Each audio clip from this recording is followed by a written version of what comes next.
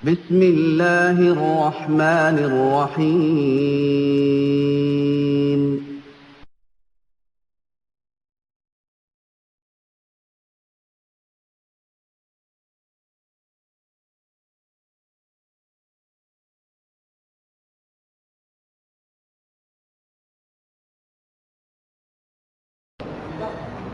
لبوں پہ امن کے دل جہنم ہے، یہ روشنی بھی کسی تیرگی سے کیا کم ہے، یہ روشنی بھی کسی تیرگی سے کیا کم ہے۔ چٹکیاں لیتی ہے فطرت، چیخ اٹھتا ہے ضمیر، چٹکیاں لیتی ہے فطرت، چیخ اٹھتا ہے ضمیر۔ کوئی کتنا ہی حقیقت سے گریزاں کیوں نہ ہو، کوئی کتنا ہی حقیقت سے گریزاں کیوں نہ ہو۔ اور ہم شیخ کی سنتے تھے مریدوں سے بزرگی، ہم شیخ کی سنتے تھے مریدوں سے بزرگی۔ تحریر سے دیکھا تو عمامے کے سوا ہیچ، تحریر سے دیکھا تو عمامے کے سوا ہیچ۔ برادران اسلام، عزیزان ملت اسلامیہ، مسلسل آپ تبلیغی جماعت کی حقیقتوں کے تعلق سے چند دستاویزات انہی کی کتابوں کے حوالے سے سنتے چلے آ رہے ہیں۔ چنانچہ ہماری گفتگو شروع ہوئی تھی تاریخ تبلیغی جماعت سے اور ان کے بانیین، ان کے مؤسسین کے عقائد و افکار سے۔ اس کے بعد حسب وعدہ میں نے تبلیغی نصاب آپ کے سامنے پیش کیا اور اس کے اندر جو باطل عقائد اور خرافات ہیں میں نے مناسب سمجھا کہ تفصیلی طور پر ان کا جائزہ لیا جائے، لیکن وقت کی قلت کے پیش نظر میں نے چیدہ چیدہ موضوعات اور چیدہ فاسد عقائد آپ کے سامنے رکھنے کی کوشش کی ہے۔ چنانچہ اس کے تعلق سے فضائل نماز، فضائل ذکر، فضائل قرآن وغیرہ کے مباحث اور اس کے اندر جو چھپے ہوئے خطرناک اسلام کے عقیدے جو قرآن و سنت سے سراسر خلاف اور قرآن و سنت سے ہٹ کر کے ہیں، وہ میں نے آپ حضرات کے سامنے پیش کیے۔ اور پچھلی ہماری تقریر، پچھلا ہمارا لیکچر اور محاضرہ جو تھا وہ فضائل درود شریف کے تعلق سے تھا، اس کے تعلق سے چند باتیں، اور آج کی گفتگو فضائل درود شریف ہی کے حکایات اور کچھ قصص اور واقعات کے اوپر مبنی ہے، جس میں حضرت جی زکریا صاحب نے ایسے واقعات اور ایسی کہانیاں ذکر کی ہیں کہ مجھے شرم آتی ہے اور مجھے عجیب و غریب ہوتا ہے جب میں ان واقعات کو پڑھتا ہوں۔ اور میں انشاءاللہ تعالیٰ ابھی آپ کے سامنے میں چیدہ کچھ واقعات میں پیش کروں گا اور قرآن و سنت کی روشنی میں اس کی رہنمائی کروں گا میں انشاءاللہ تعالیٰ۔ میرا مقصد صرف یہ ہے کہ ہمارے وہ تبلیغی بھائی، ہمارے وہ بھائی جو اس جماعت کے پیچھے لگے ہوئے ہیں اور جنہوں نے عین اسلام سمجھا ہوا ہے اس کتاب کو اور اس کتاب کے پڑھنے کو اور اس کے اوپر عمل کرنے کو، میں صرف ان سے دردمندانہ اپیل کروں گا اور درخواست کروں گا کہ میرے دوستو، میرے بھائیوں، آپ نے جو راہ اختیار کی ہے وہ شعوری طور پر ہو یا غیر شعوری طور پر، آپ جانتے ہوں یا نہ جانتے ہوں، بہرحال وہ راہ جہنم کی راہ ہے، وہ راہ جنت کی راہ نہیں ہے۔ کیوں؟ اس لیے کہ عقیدہ یہ مہم ہے، اور عقید توحید اگر مفلوج ہے، زخمی ہے اور مجروح ہے اور وہ برباد اور فاسد ہے، تو پھر وہ خواہ کتنی ہی عبادات اور سجدے اور رکوع اور تسبیحات اور ذکر اور اوراد ہوں، وہ سارے کے سارے بیکار ہیں۔ اللہ تبارک و تعالیٰ کے ہاں اس کی کوئی اہمیت اور اس کی کوئی ویلو ہرگز نہیں ہے۔ اور ان تمام چیز کی حقیقتیں میں نے قرآن و سنت کے حوالے سے آپ حضرات تک پہنچا دی ہیں بلا کسی تاخیر کے۔ آئیے میں واقعات کے اوپر چل رہا ہوں، چونکہ وعدہ تھا ہمارا کہ ہم واقعات کے تعلق سے جو فضائل درود شریف کی اہمیت کے لیے حضرت جی نے زکریا صاحب نے اپنی کتاب تبلیغ نصاب کے اندر ذکر کیے ہیں، وہ میں آپ کے سامنے پیش کرنے کی کوشش کروں گا۔ اصل میں مجھے اتنی تفصیل میں جانے کی بھی ضرورت نہ پڑتی، مگر افسوس اس بات کا ہے کہ جب ہم اپنے بھائیوں کے سامنے ان واقعات کو بیان کرتے ہیں تو وہ مکر جاتے ہیں اور سیدھی طور پر اس کی تعویلات کرنے لگتے ہیں اور جناب علی لڑنے کے لیے تیار ہو جاتے ہیں. یہ نہیں سوچتے کہ یہ کتاب خود اس کتاب کے اندر یہ واقعات لکھے ہوئے ہیں. وہ یہ کہتے ہیں جی ہم نے پڑھا ہی نہیں, ہم نے جانا ہی نہیں. میرے بھائیوں, آپ نے نہیں پڑھا, آپ نے نہیں جانا, تو اس کا یہ مطلب نہیں ہے کہ اس کتاب میں وہ چیز موجود نہیں ہے. آپ یہ کتاب اٹھائیں اور اٹھا کر کے اس کے جو صفحات میں نے بتلائے ہیں ان صفحات کو دیکھیں اور اس میں پڑھیں. مشکل یہ ہوتی ہے, میں آپ کو بتاؤں, اصل میں ان کو بیچاروں کو جب, یا عام مسلمانوں کو جب میں یہ بات بتلاتا ہوں کہ یہ چیز غلط ہے, یہ چیز غلط ہے, تو یہ چڑھتے ہیں. کیوں؟ اس لیے کہ صحیح چیز کا ان کو ادراک نہیں ہے, صحیح چیز کا ان کو علم نہیں ہے. قرآن و سنت نے جو عقیدہ بیان کیا ہے, قرآن و حدیث میں جو اللہ اور اس کے رسول نے اپنے ماننے والوں کو جو صحیح عقیدہ دیا ہے, اللہ کی قسم ان بیچاروں کو اس کا پتہ نہیں ہے. اگر ان کا علم ہو جائے اور انہیں ان کا پتہ ہو جائے کہ اللہ کے رسول صلی اللہ علیہ وسلم نے ہم مسلمانوں کو یہ عقیدہ بتلایا ہے اور ہم مسلمانوں کا یہ عقیدہ ہونا چاہیے اور اس طرح سے ہمارا ایمان ہونا چاہیے, تو یقیناً وہ ان باتوں کو نہیں تسلیم کریں گے. اس لیے ضرورت پڑ رہی ہے کہ میں وہ باتیں بھی بتلاؤں جو ان کتابوں میں ڈائریکٹلی کتاب و سنت سے ٹکرا رہی ہیں باتیں, ہاں, اور وہ عقیدہ بھی قرآن و سنت کا آپ کے سامنے پیش کروں کہ اللہ اور اس کے رسول نے اس سلسلے میں کیا رہنمائی کی ہے. تو اس طرح سے ہماری ڈبل محنت لگتی ہے. ایک تو یہ کہ اہل سنت والجماعت کا جو حقیقی عقیدہ ہے وہ آپ کے سامنے پیش کرنا, اور یہاں اہل سنت والجماعت سے آپ کو یہ ڈاؤٹ نہیں ہونا چاہیے کہ میں یہ سڑک چھاپ اہل بدعت کو مراد لے رہا ہوں. ہرگز نہیں. اہل سنت والجماعت وہ ہیں جو کتاب و سنت کے اوپر مر مٹتے ہیں اور کتاب و سنت کو قولی طور پر بھی عملی طور پر بھی دنیا کے سامنے پیش کرتے ہیں, صرف دعوے نہیں. تو میرا مقصد اہل سنت کے کہنے کا یہ ہے کہ یہ قبوری مردہ پرست لوگ نہیں, بلکہ وہ لوگ جو اللہ اور اس کے رسول کی اتباع اور پیروی کرتے ہیں, وہ مراد ہیں اہل سنت والجماعت سے. تو میں ایک طرف اہل سنت والجماعت کا صحیح عقیدہ قرآن و سنت کی روشنی میں رکھوں, اور اس کے بعد میں یہ عقیدہ جو حضرت جی نے فضائل درود یا فضائل نماز یا فضائل حج یا فضائل ان تمام سب چیزوں میں رکھا ہوا ہے, اسے میں آپ کے سامنے بیان کروں. اس طرح ہمارے اوپر ڈبل محنت پڑ جاتی ہے, اور اس وجہ سے بہرحال مقصد اس کا یہی ہے کہ ہمارے بھائی جو نہیں جانتے ہیں ان حقیقتوں کو اور جو چلت پھرت کو اپنا اسلام سمجھے ہوئے ہیں, دین سمجھے ہوئے ہیں, اسی کے پیچھے چلتے ہیں, تو وہ باز آ جائیں اور یہ حجت ان کے اوپر قائم ہو جائے, اس دنیا کے اوپر یہ حجت قائم ہو جائے کہ کل قیامت کے دن وہ یہ نہ کہہ سکیں کہ اے پاک پروردگار ہمیں معلوم نہیں تھا. تو آئیے, بہرحال یہ تمام تفصیلات میں نے آپ حضرات کے سامنے بیان کر دی ہیں. آئیے میں واقعات کی طرف آپ کا ذہن لے کے چل رہا ہوں, اور واقعات کی روشنی میں میں حضرت زکریا صاحب کے فضائل درود شریف کی باتیں میں آپ کے سامنے رکھنا چاہتا ہوں. حضرت زکریا صاحب نے صفحہ فضائل درود صفحہ نمبر 88 کے اندر,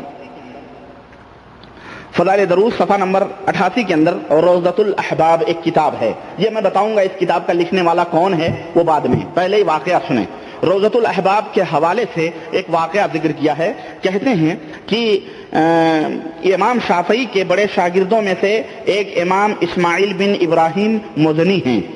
انہوں نے نقل کیا ہے کہ میں نے امام شافعی کو انتقال کے بعد, مرنے کے بعد خواب میں دیکھا اور پوچھا کہ اللہ تعالیٰ نے آپ سے کیا معاملہ فرمایا ہے. اور آپ حضرات کو معلوم ہے کہ امام شافعی رحمۃ اللہ علیہ کون ہیں. امام شافعی ایک مسلمانوں کے امام ہیں اور ائمہ حدیث میں ان کا شمار ہوتا ہے, اور فقہائے اربعہ میں سے ایک امام ہیں امام شافعی رحمۃ اللہ علیہ, جن کے مناقب اور جن کے مراتب بہت زیادہ ہیں. میں اس تفصیل میں نہیں جانا چاہتا. المہم یہ سمجھیں کہ امام شافعی ایک جید امام ہیں, اور جن کے ماننے والوں نے اپنی طرف سے بہت ساری باتیں گڑھ گڑھ کر کے امام شافعی رحمۃ اللہ علیہ کی طرف بھی منسوب کی, جبکہ امام شافعی رحمۃ اللہ علیہ ہمیشہ یہ کہا کرتے تھے کہ جو باتیں میری قرآن و سنت کے مطابق ہیں اسے لے لو, اور جو باتیں میری قرآن و سنت کے خلاف ہیں اسے دیوار پہ مار دو, اس کے اوپر عمل نہ کرو بلکہ قرآن و سنت کی پیروی کرو. چنانچہ امام شافعی رحمۃ اللہ علیہ کے شاگرد نے خواب میں دیکھا کہ مرنے کے بعد میں کہ, اور پوچھا, امام شافعی سے پوچھا کہ اللہ تعالیٰ نے آپ سے کیا معاملہ فرمایا. امام شافعی بولے اللہ تعالیٰ نے مجھے بخش دیا اور حکم فرمایا کہ مجھ کو تعظیم و احترام کے ساتھ بہشت میں لے جائیں. اور یہ سب برکت کیوں ہوئی؟ دیکھیں یہاں ہے فتنہ. کہتے ہیں یہ سب برکت ایک درود کی ہے, ایک درود کی ہے. گویا امام شافعی کی عبادتیں, امام شافعی کی نمازیں, امام شافعی کی خدمت دین, امام شافعی کا تفقہ, امام شافعی کی تمام چیزیں سب بیکار, اور صرف ایک درود پڑھنے کی وجہ سے امام شافعی رحمۃ اللہ علیہ کو جنت الفردوس میں جنت میں جگہ مل رہی ہے اور بہشت کے اندر انہیں فرشتے لے جا رہے ہیں. کہہ رہے ہیں کہ ایک درود کی ہے جس کو میں پڑھا کرتا تھا. میں نے پوچھا وہ کون سا درود ہے؟ اب آپ یہ بھی دیکھیں کہ وہ درود نہیں ہے جو نبی کریم صلی اللہ علیہ وسلم نے سکھایا تھا کہ اللہم صلی علی محمد وعلی آل محمد کما صلیت علی ابراہیم وعلی آل ابراہیم انک حمید مجید، اللہم بارک علی محمد وعلی آل محمد کما بارکت علی ابراہیم وعلی آل ابراہیم انک حمید مجید. یہ وہ درود نہیں ہے، بلکہ خواب میں یہ امام شافعی رحمۃ اللہ علیہ ایک نیا درود بتلا رہے ہیں. کیا؟ اللہم صلی علی محمد کما ذکرہ الذاکرون وکلما غفل عن ذکرہ الغافلون. یہ درود پڑھتا تھا میں، اس کی وجہ سے اللہ تعالیٰ نے مجھے جنت میں جگہ دی. نعوذ باللہ. بہرحال آگے آتے ہیں، ہم دیکھتے ہیں کہ اور اچھا یہ بھی میں بتا چاہوں کہ یہ کون ہے. یہ روضۃ الاحباب جو کتاب ہے یہ کس کی لکھی ہوئی کتاب ہے؟ یہ اس کا مصنف سید جمال حسینی ہے جو ایک غالی اور بدترین قسم کا رافضی اور شیعہ ہے، اور اہل علم کے نزدیک اس کی کتاب قطعاً غیر مستند اور بے قیمت ہے، یعنی اس کی کوئی اہمیت، اس کی کتاب کے اوپر اہل علم کوئی اعتماد اور بھروسہ نہیں کرتے. اس کتاب سے حضرت زکریا صاحب نے واقعہ نقل کیا ہے. کیا بعید ہو کہ امام شافعی کی تمام محنتوں اور کوششوں کے اوپر پانی ڈال کے اس نے اس طرف لگا دیا ہو. صاحب رافضی شیعہ تو یوں بھی آج بھی اسلام کے اندر اپنی طرف سے ملاوٹیں کر رہے ہیں اور اسلام کو اور مسلمانوں کو تکلیف پہنچا رہے ہیں ہر چیز سے. لیکن بہرحال یہ شیخ الحدیث ہیں، یہ دیوبند سہارنپور کے حضرت جی ہیں جنہوں نے اپنی اس کتاب میں لکھ کر کے جو ہے اس شیعہ رافضی کے اس قصے کو بیان کر کے امت کو ایک فکر دیا ہے کہ اس طرح کا درود پڑھا جائے. اسی طرح سے ایک اور جادوئی کرشمہ آپ ملاحظہ کریں. اسی صفحہ 88 کے اوپر حضرت زکریا صاحب نے واقعہ لکھا ہے مناہج الحسنات کے حوالے سے. کہتے ہیں کہ ایک بزرگ نیک صالح موسیٰ ضریر تھے. انہوں نے اپنا قصہ بیان کیا کہ ایک جہاز ڈوبنے لگا، ایک جہاز پانی کا ڈوبنے لگا. میں اس میں موجود تھا. اس وقت مجھ کو ڈوبنے لگا اور میں اس میں موجود تھا، اور اس وقت مجھ کو غنودگی سی ہوئی. غنودگی مطلب یعنی پلک جھپک گیا. آپ یہ بھی غور کریں، جہاز ڈوب رہا ہے اور آدمی کو نیند آ رہی ہے. دیکھیں آپ، جہاز بھی ڈوب رہا ہے اور کہہ رہے ہیں مجھے غنودگی سی ہوئی، مجھے نیند سی آ رہی ہے، آ گئی.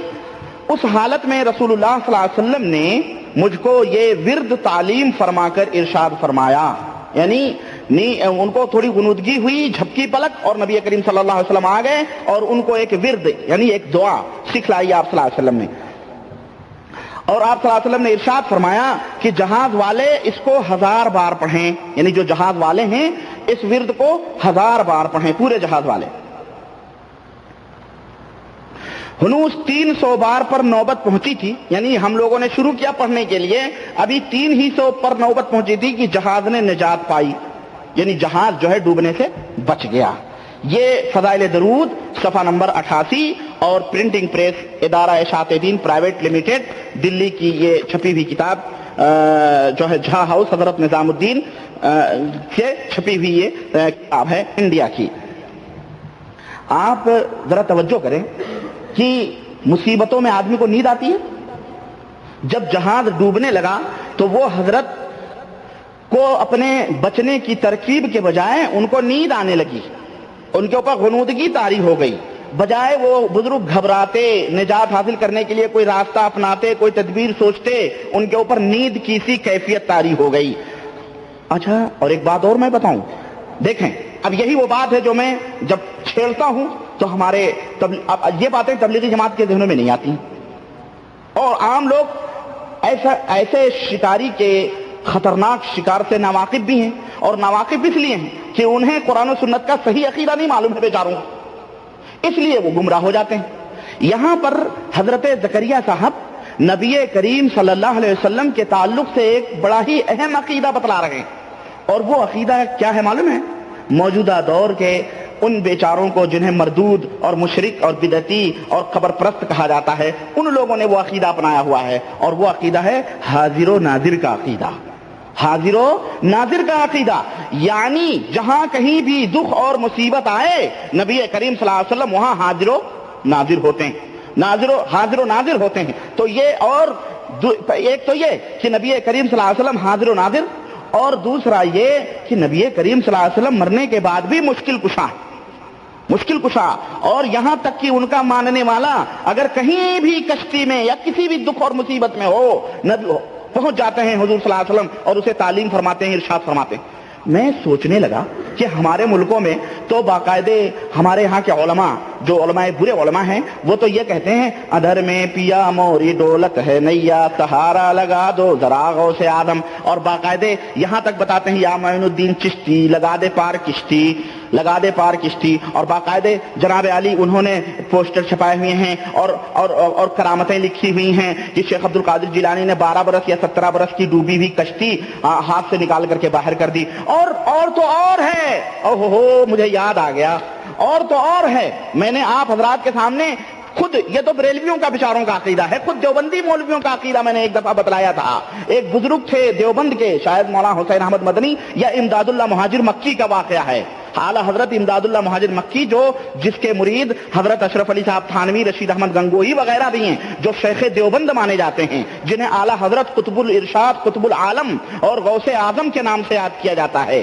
ان کے بارے میں نے آپ کو بتلایا تھا کہ ایک دفعہ انہوں نے اپنے مرید سے کہا میری کمر دکھ رہی ہے, ذرا کمر دبا دو. تو وہ کمر دبانے لگا تو اتفاق سے کرتا اٹھ گیا, تو دیکھا کہ کمر کے اوپر خراشیں پڑی ہوئی ہیں. کہنے لگا حضرت کمر کے اوپر خراشیں کیسی ہیں؟ کہا کوئی بات نہیں, ایسے ہی ہے, بہت درد کر رہی ہے کمر, اٹھا. پھر پوچھا حضرت بتائیں کیوں خراش لگی ہے کمر کے اوپر, کیوں مار لگی ہے؟ کہنے لگے کوئی بات نہیں. پھر پوچھا تو انہوں نے کہا دیکھنا کسی سے بتلانا نہیں, اصل میں میرا ایک چاہنے والا حجاز مقدس کی طرف کشتی میں جا رہا تھا, اس کی کشتی بھنور میں پھنسی, ڈوبنے والی تھی, کہ اس نے مجھے یاد کیا اور میں نے جا کر کے وہ کشتی وہ بھنور سے باہر نکال کر کے اس طرف کر دی. اللہ, دیوبند کہاں ہے اور بحر عرب اور بحر ہند و سمندر کہاں ہے؟ حضرت کا تصرف دیکھیں آپ, دیوبندی حضرات کا تصرف دیکھیں. گویا ان کا مقام تو نبی سے بھی بڑھ گیا. نبی تو صرف تعلیم کے اوپر اکتفا فرما رہے ہیں, تو یہ درود پڑھ, ہو سکتا ہے تیری کشتی پار لگ جائے, اور وہاں شیخ دیوبند باقاعدے کشتی اٹھا کر کے بھنور سے باہر نکال رہے ہیں. نعوذ باللہ, استغفر, معذرت کے ساتھ یہ واقعات میں نے بتائے ہیں آپ کو, اور موجود ہیں ان کی کتابوں میں, عقائد علماء دیوبند میں یہ چیزیں موجود ہیں.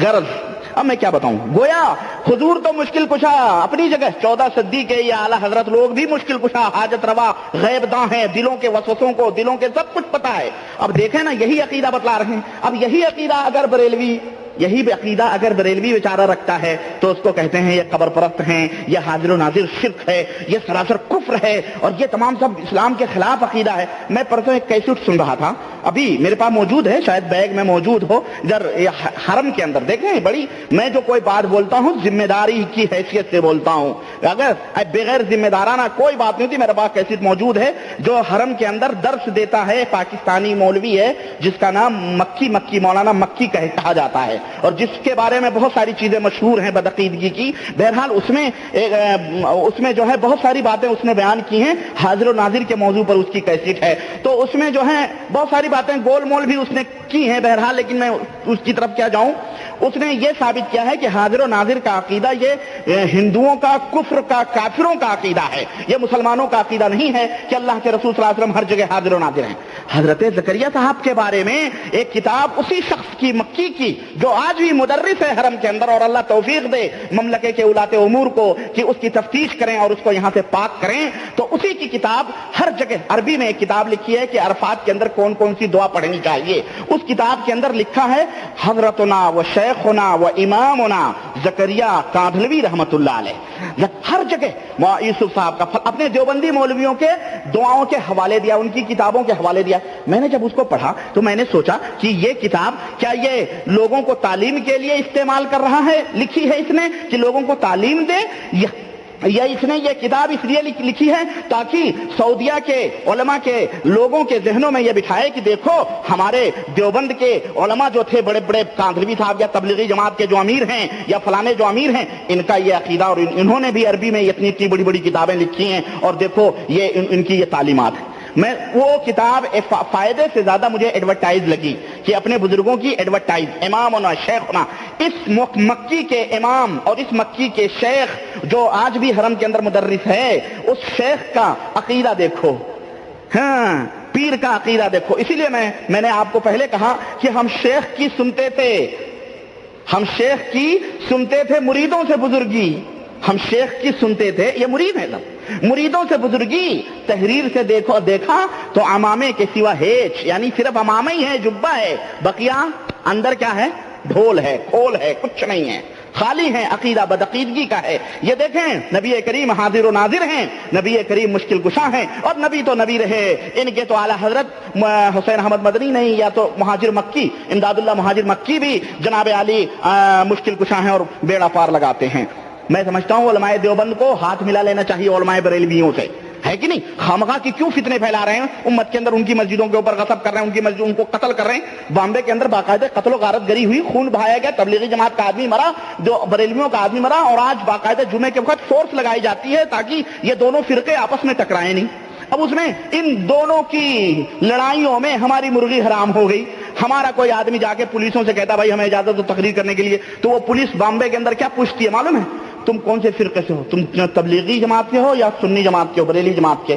تو ایک پولیس نے، تو اس لڑکے نے کہا نہ میں تبلیغی جماعت سے ہوں نہ میں سنی جماعت سے ہوں۔ تو اس نے کہا کہ دوسرا پولیس والا بولا مراٹھی میں، کہتا ہے اے دیکھنا ان کو اجازت نہیں دینا، یہ بہت ہی کٹر پنتھی لوگ ہیں یہ، یعنی ان دونوں کے علاوہ جو تیسرا یعنی وہاں بھی لوگ ہیں وہ کٹر پنتھی لوگ ہیں، یہ بھی پولیس بھی ڈرتی ہے ان کے پروگرام سے۔ بہرحال کہنے کا مطلب یہ ہے کہ اس طرح کی باتیں اس تبلیغی نصاب کے اندر میرے بھائیوں میرے عزیزوں موجود ہیں، اور بھی، اور میں آپ کو بتلاؤں اور دیکھیں۔ اچھا ایک بات میرے اب بھی آ گئی ذہن میں، میں فضائل قرآن پڑھ رہا تھا، اب ظاہر ہے یہ فضائل درود کا میں پوسٹ مارٹم کر رہا ہوں، لیکن میں ایسی اچانک میری نظر پڑی فضائل قرآن میں ایک بڑی عجیب و غریب بات مجھ سے چھوٹ گئی جو میں بتانا بھول گیا آپ سے۔ میں جب بریلویوں کے زمانے میں بریلوی تھا تو ہمارے مدرسے میں ایک تقریر رٹائی جاتی تھی، اور وہ تقریر بڑے جوش و خروش سے مجھے یاد تھی، اور بڑے بڑے جلسوں میں بھی میں نے وہ تقریر کی ہے بریلوی کے زمانے میں۔ اور وہ تقریر کیا تھی؟ وہ تقریر ورفعنا لک ذکرک تقریر تھی، اور اس کے اوپر تقریر کرتے میں یہ شروعات یہ تھی کہ میں نے شروعات یہ تھی، میں بھول گیا زمانہ ہوا لیکن بہرحال کچھ باتیں یاد ہیں، رکھتی ہوئی چیز ہے۔ میں کہتا تھا کہ پورے قرآن کی تفسیر سورہ فاتحہ میں موجود، سورہ فاتحہ کی تفسیر بسم اللہ میں موجود، بسم اللہ کی تفسیر بسم اللہ کے بے میں موجود، اور بسم اللہ کے بے کی تفسیر بسم اللہ کے بے کے نقطے میں موجود، بے کے نقطے میں موجود۔ اتنے میں ایک کچھ فہم کھڑا ہوا، کوئی بددین کھڑا ہوا، کوئی دہریہ کھڑا ہوا، اس نے کہا کہ مولانا، دیکھیں یہ بریلوی انداز میں اپنا رہا ہوں، اس نے کہا مولانا آپ تو عجیب و غریب باتیں کر رہے ہیں، پورے قرآن کی تفسیر سورہ فاتحہ میں کیسے موجود ہو سکتی ہے، اور پورے سورہ فاتحہ کی تفسیر بسم اللہ میں کیسے موجود ہو سکتی ہے، بسم اللہ کی تفسیر بسم اللہ کے بے میں کیسے موجود ہو سکتی ہے، اور پورے قرآن کی تفسیر بسم اللہ کے بے کے نقطے میں کیسے آ سکتی ہے، کس طرح سے پورا قرآن بسم اللہ کے بے کے نقطے میں سما سکتا ہے؟ میں نے اس سے کہا تو کچھ فہم لگتا ہے، تیری کھوپڑی گھومی ہوئی ہے۔ میں نے فوراً ہندوستان کا نقشہ اٹھایا، یا میں نے پورے دنیا کا نقشہ اٹھایا، میں نے اس سے کہا کہ ذرا ہندوستان کا نقشہ اٹھایا، اور میں نے اس سے کہا کہ میرے بھائی ذرا اس پہ بتا دلی کہاں ہے، اس نے ایک نقطے کے اوپر انگلی رکھ دی۔ میپ اٹھایا میں نے کہا دلی کہاں ہے، اس نے ایک نقطے کے اوپر رکھ دی انگلی رکھی۔ میں نے کہا کلکتہ کہاں ہے، اس نے ایک نقطے کے اوپر انگلی رکھی۔ میں نے کہا ظالم اتنا بامبے کہاں ہے، اس نے ایک نقطے کے اوپر انگلی رکھی۔ میں نے کہا ظالم جب پوری بامبے ایک نقطے میں سما سکتی ہے، جب پوری دلی ایک نقطے میں سما سکتی ہے، جب پورا کلکتہ ایک نقطے میں سما سکتا ہے، تو پورا قرآن بسم اللہ کے بے کے نقطے میں کیوں نہیں سما سکتا ہے؟ اللہم صلی علی سیدنا مولانا۔ اب اس کے اوپر نعرے رسالت، سمجھ رہے ہیں یہ انداز ہے، ہاں۔ اور سنیے، اور وہی وہ نقطہ ہے، دیکھو آگے بڑھو، وہی وہ نقطہ ہے جس کے بارے میں حضرت علی کرم اللہ وجہ الکریم نے فرمایا کہ انا مدینۃ العلم وعلی بابھا۔ اللہ کے نبی نے فرمایا کہ میں علم کا شہر ہوں اور علی اس شہر کے دروازہ ہیں۔ دیکھو یہ گڑی بھی روایت ہے، موضوع روایت ہے، لیکن اس زمانے کی تقریر ہے یہ کہ انا مدینۃ العلم وعلی بابھا، میں علم کا شہر ہوں اور علی اس کے دروازہ ہیں۔ اور جب علی اس کے دروازہ، اچھا اس کی ایک مثال اور دو چنو، میں نے اس وقت تقریر ہوتی تھی، اور یہ تقریر میں نے ایک دفعہ میں اپنے وہابی ہونے کے بعد میں، اہل حدیث ہونے کے بعد میں نے ایک جگہ اپنے دوست سے ملنے گیا تھا، بستی کا واقعہ ہے یہ، اٹوا تحصیل میں، تو میں وہاں گیا ملنے، تو ایسے ہی میں نے کہا چلو یار چائے پینے، رات زیادہ ہو گئی ہے، دل کہتا ہے، تو ہم چوراہے پہ نکلے، اٹوا چوراہے پہ، تو وہاں ایک مسجد ہے، وہیں تقریر ہو رہی تھی۔ میں نے کہا یار یہ آواز زمانے جاہلیت کی سنی ہوئی آواز لگتی ہے، کہا کیوں؟ بولے میں چلو چلتے ہیں، یہ میلاد کہیں ہو رہا، چلتے ہیں سنتے ہیں اس مولوی کون ہے۔ تو گیا تو وہاں ایک مولوی تھا بھاؤپور پپری، وہاں ایک گاؤں ہے، وہاں کا ایک مولوی تھا، میرا نام کیا چھوڑیں آپ، میں نام ہم نہیں بتانا چاہتا۔ اب وہاں گیا، وہ جناب علی تختہ بچھا ہوا تھا، تختے کے اوپر کرسی تھی اور اس کے اوپر میاں صاحب بیٹھ کر کے تقریر، یہی تقریر تھی اللہ کی قسم، بالکل یہی تقریر وہ کر رہا تھا۔ اور اس تقریر میں کیا کہا معلوم ہے؟ آگے وہ جو میں بیان کیا کرتا تھا وہ تقریر کیا تھی، وہ تقریر یہ بھی آگے چلیں، وہ تو بے کے نقطے میں موجود، آگے کہتا ہے کہ جب بے کے نقطے میں پورا قرآن آ سکتا ہے تو ایک مثال آپ کو اور دوں کہ راجستھان کی اجمیر کے اندر دھرتی پر، ہندوستان کی دھرتی پر خواجہ غریب النواز آتے ہیں اور وہ پانی سے منع کر دیتا ہے، اس وقت کا بادشاہ، اس وقت کا راجا پانی سے منع کر دیتا ہے، مریدوں نے کہا حضور پانی سے منع کر دیا ہے راجا نے، تو حضرت خواجہ غریب النواز نے اپنے مرید کو ایک کاسا دیا اور اس سے کہا جاؤ انا ساگر کے اوپر، کہا حضور انا ساگر کے اوپر پہرے بٹھائے ہوئے ہیں اور ہم وہاں سے پانی کیسے لائیں؟ حضرت غریب النواز نے کہا یہ میرا کاسا لو، کاسا یعنی پیالہ، یہ میرا کاسا لو، ایک پیالہ، وہ پیالہ لے جا کر کے انا ساگر کے پاس کرو اور انا ساگر سے کہو اے انا ساگر تجھے خواجہ پیا نے بلایا ہے، تجھے خواجہ پیا نے بلایا ہے۔ وہ لے جا کر کے مرید کاسے کو انا ساگر کے قریب کرتا ہے اور کہتا ہے اے انا ساگر تجھے خواجہ پیا نے بلایا ہے۔ انا ساگر سمٹتا ہوا پیالے کے اندر آ رہا ہے، پیالہ ہے، انا ساگر ہے کہ خالی ہوتا جا رہا ہے اور پیالہ ہے کہ بھرنے کا نام ہی نہیں لے رہا ہے۔ اتنے میں پورا انا ساگر سوکھ گیا، اور آج بھی انا ساگر اجمیر میں ہے، پورا انا ساگر سوکھ گیا اور حضرت خواجہ کے پاس وہ پیالہ لایا گیا، لوگوں نے نہایا، لوگوں نے دھویا، لوگوں نے کپڑے پہنے، کتنے لوگ، ہزاروں لوگ تھے، مریدوں نے سب کچھ کیے۔ اتنے میں ان کے سپاہیوں کو ہوش آیا، پتا چلا کہاں ہے، دیکھا کہ انا ساگر سوکھا ہوا ہے، راجا کے پاس گئے، کہنے لگے کہ انا ساگر کا تالاب سوکھ گیا ہے، کہنے لگے کہ اسی بزرگ کی کرامت ہو سکتی ہے۔ وہاں پہنچے، اس نے کہا اس طرح سے واقعہ یہ پورا، تو کہا کہ جب پورے قرآن جب پورا انا ساگر کا پانی خواجہ غریب النواز کے پیالے میں سما سکتا ہے تو پورے قرآن کی تفسیر بسم اللہ کے بے کے نقطے میں کیوں نہیں سما سکتی؟ یہ دلیلیں آئی سمجھ میں آپ کو؟ بہرحال یہ زمانے جاہلیت کی بات تھی، یہ غلط بات ہے، جھوٹی بات ہے، اس کے اوپر یقین نہیں کرنا، یہ جھوٹی بات ہے، میں بول رہا ہوں آپ کے سامنے، ایک دلیل دے رہا ہوں، میں واللہ بتا رہا ہوں۔ فضائل قرآن جب میں نے پڑھا نا، میرے ذہن میں پورا ماضی آ گیا، میں نے کہا اوہ ان دیوبندیوں کو کون کہتا ہے کہ یہ بریلوی نہیں ہیں؟ کون کہتا ہے یہ صحیح العقیدہ لوگ ہیں؟ ان تبلیغی جماعت والے کی بزرگ کو، میں تبلیغی جماعت والوں سے نہیں مخاطب ہوں، میں اس وقت علماء اور طلبہ سے مخاطب ہوں، میں اپنے طلبہ اور جو دیوبند کے بڑے بڑے علماء ہیں، ان جاہلوں کی بات کو چھوڑو، ان بیچاروں کو تو اندر کا پتہ ہی نہیں، اندر کے بھیدی تو ہم ہیں جو لنکا ڈھا رہے ہیں اور الحمدللہ ڈھا کے چھوڑیں گے، سمجھ رہے ہیں؟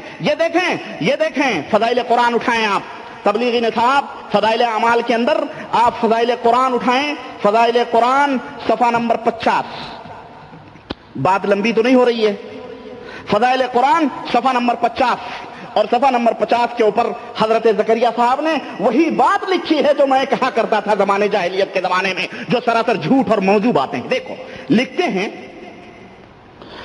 کہ پھر حضور نے ارشاد فرمایا کہ تجھے قرآن شریف کی سب سے بڑی سورت یعنی سب سے افضل سورت بتلاؤں گا۔ یہ جھوٹی حدیث ہے، نبی کریم صلی اللہ علیہ وسلم نے نہیں فرمائی ہے، لیکن شیخ الحدیث، شیخ دیوبند اس حدیث کو فضائل اعمال میں ذکر کر رہے ہیں۔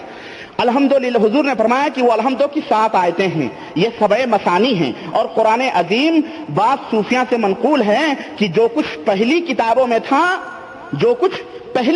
میں تھا یعنی توریت، زبور، انجیل اور جتنی بھی صحیفے وغیرہ تھے وہ سب قرآن کریم میں موجود، سب قرآن کریم میں آ گیا اور کلام پاک میں ہے، اور جو کلام پاک میں ہے وہ سب سورہ فاتحہ میں آ گیا۔ دیکھیں جو کلام پاک میں ہے، پہلے زمانے کی پوری کتابیں کلام پاک میں آ گئی، اور جو کلام پاک میں ہے وہ سورہ فاتحہ میں آ گیا، اور جو کچھ فاتحہ میں ہے وہ بسم اللہ میں آ گیا۔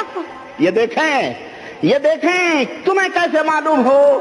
تم تو ان راہوں سے بیچارے واقف بھی نہیں ہو، یہاں تو ہم جیسے فقیروں سے ملو جو ہم یہ ساری راہیں ہماری دیکھی ہوئی ہیں۔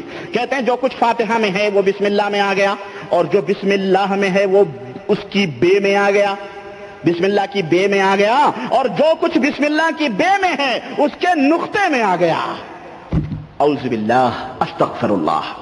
یہ دیکھیں آپ، یہ نبی کے اوپر کتنی بڑی تہمت اور کتنا بڑا الزام ہے جو حضرت زکریا صاحب نے لگائی ہے۔ میرے تبلیغی بھائیوں، تم اس کتاب کو قرآن اور حدیث کا درجہ دیتے ہو، اللہ کے لیے سدھر جاؤ، صحیح راستے پہ آ جاؤ۔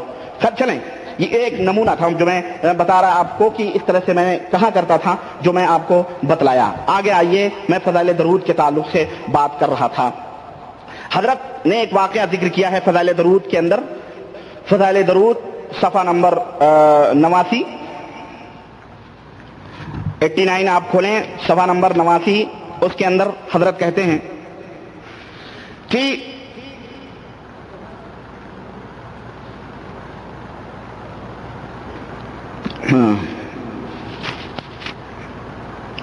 صفحہ نمبر 89 کے اندر لکھتے ہیں کہ دلائل الخیرات کی وجہ تالیف مشہور ہے.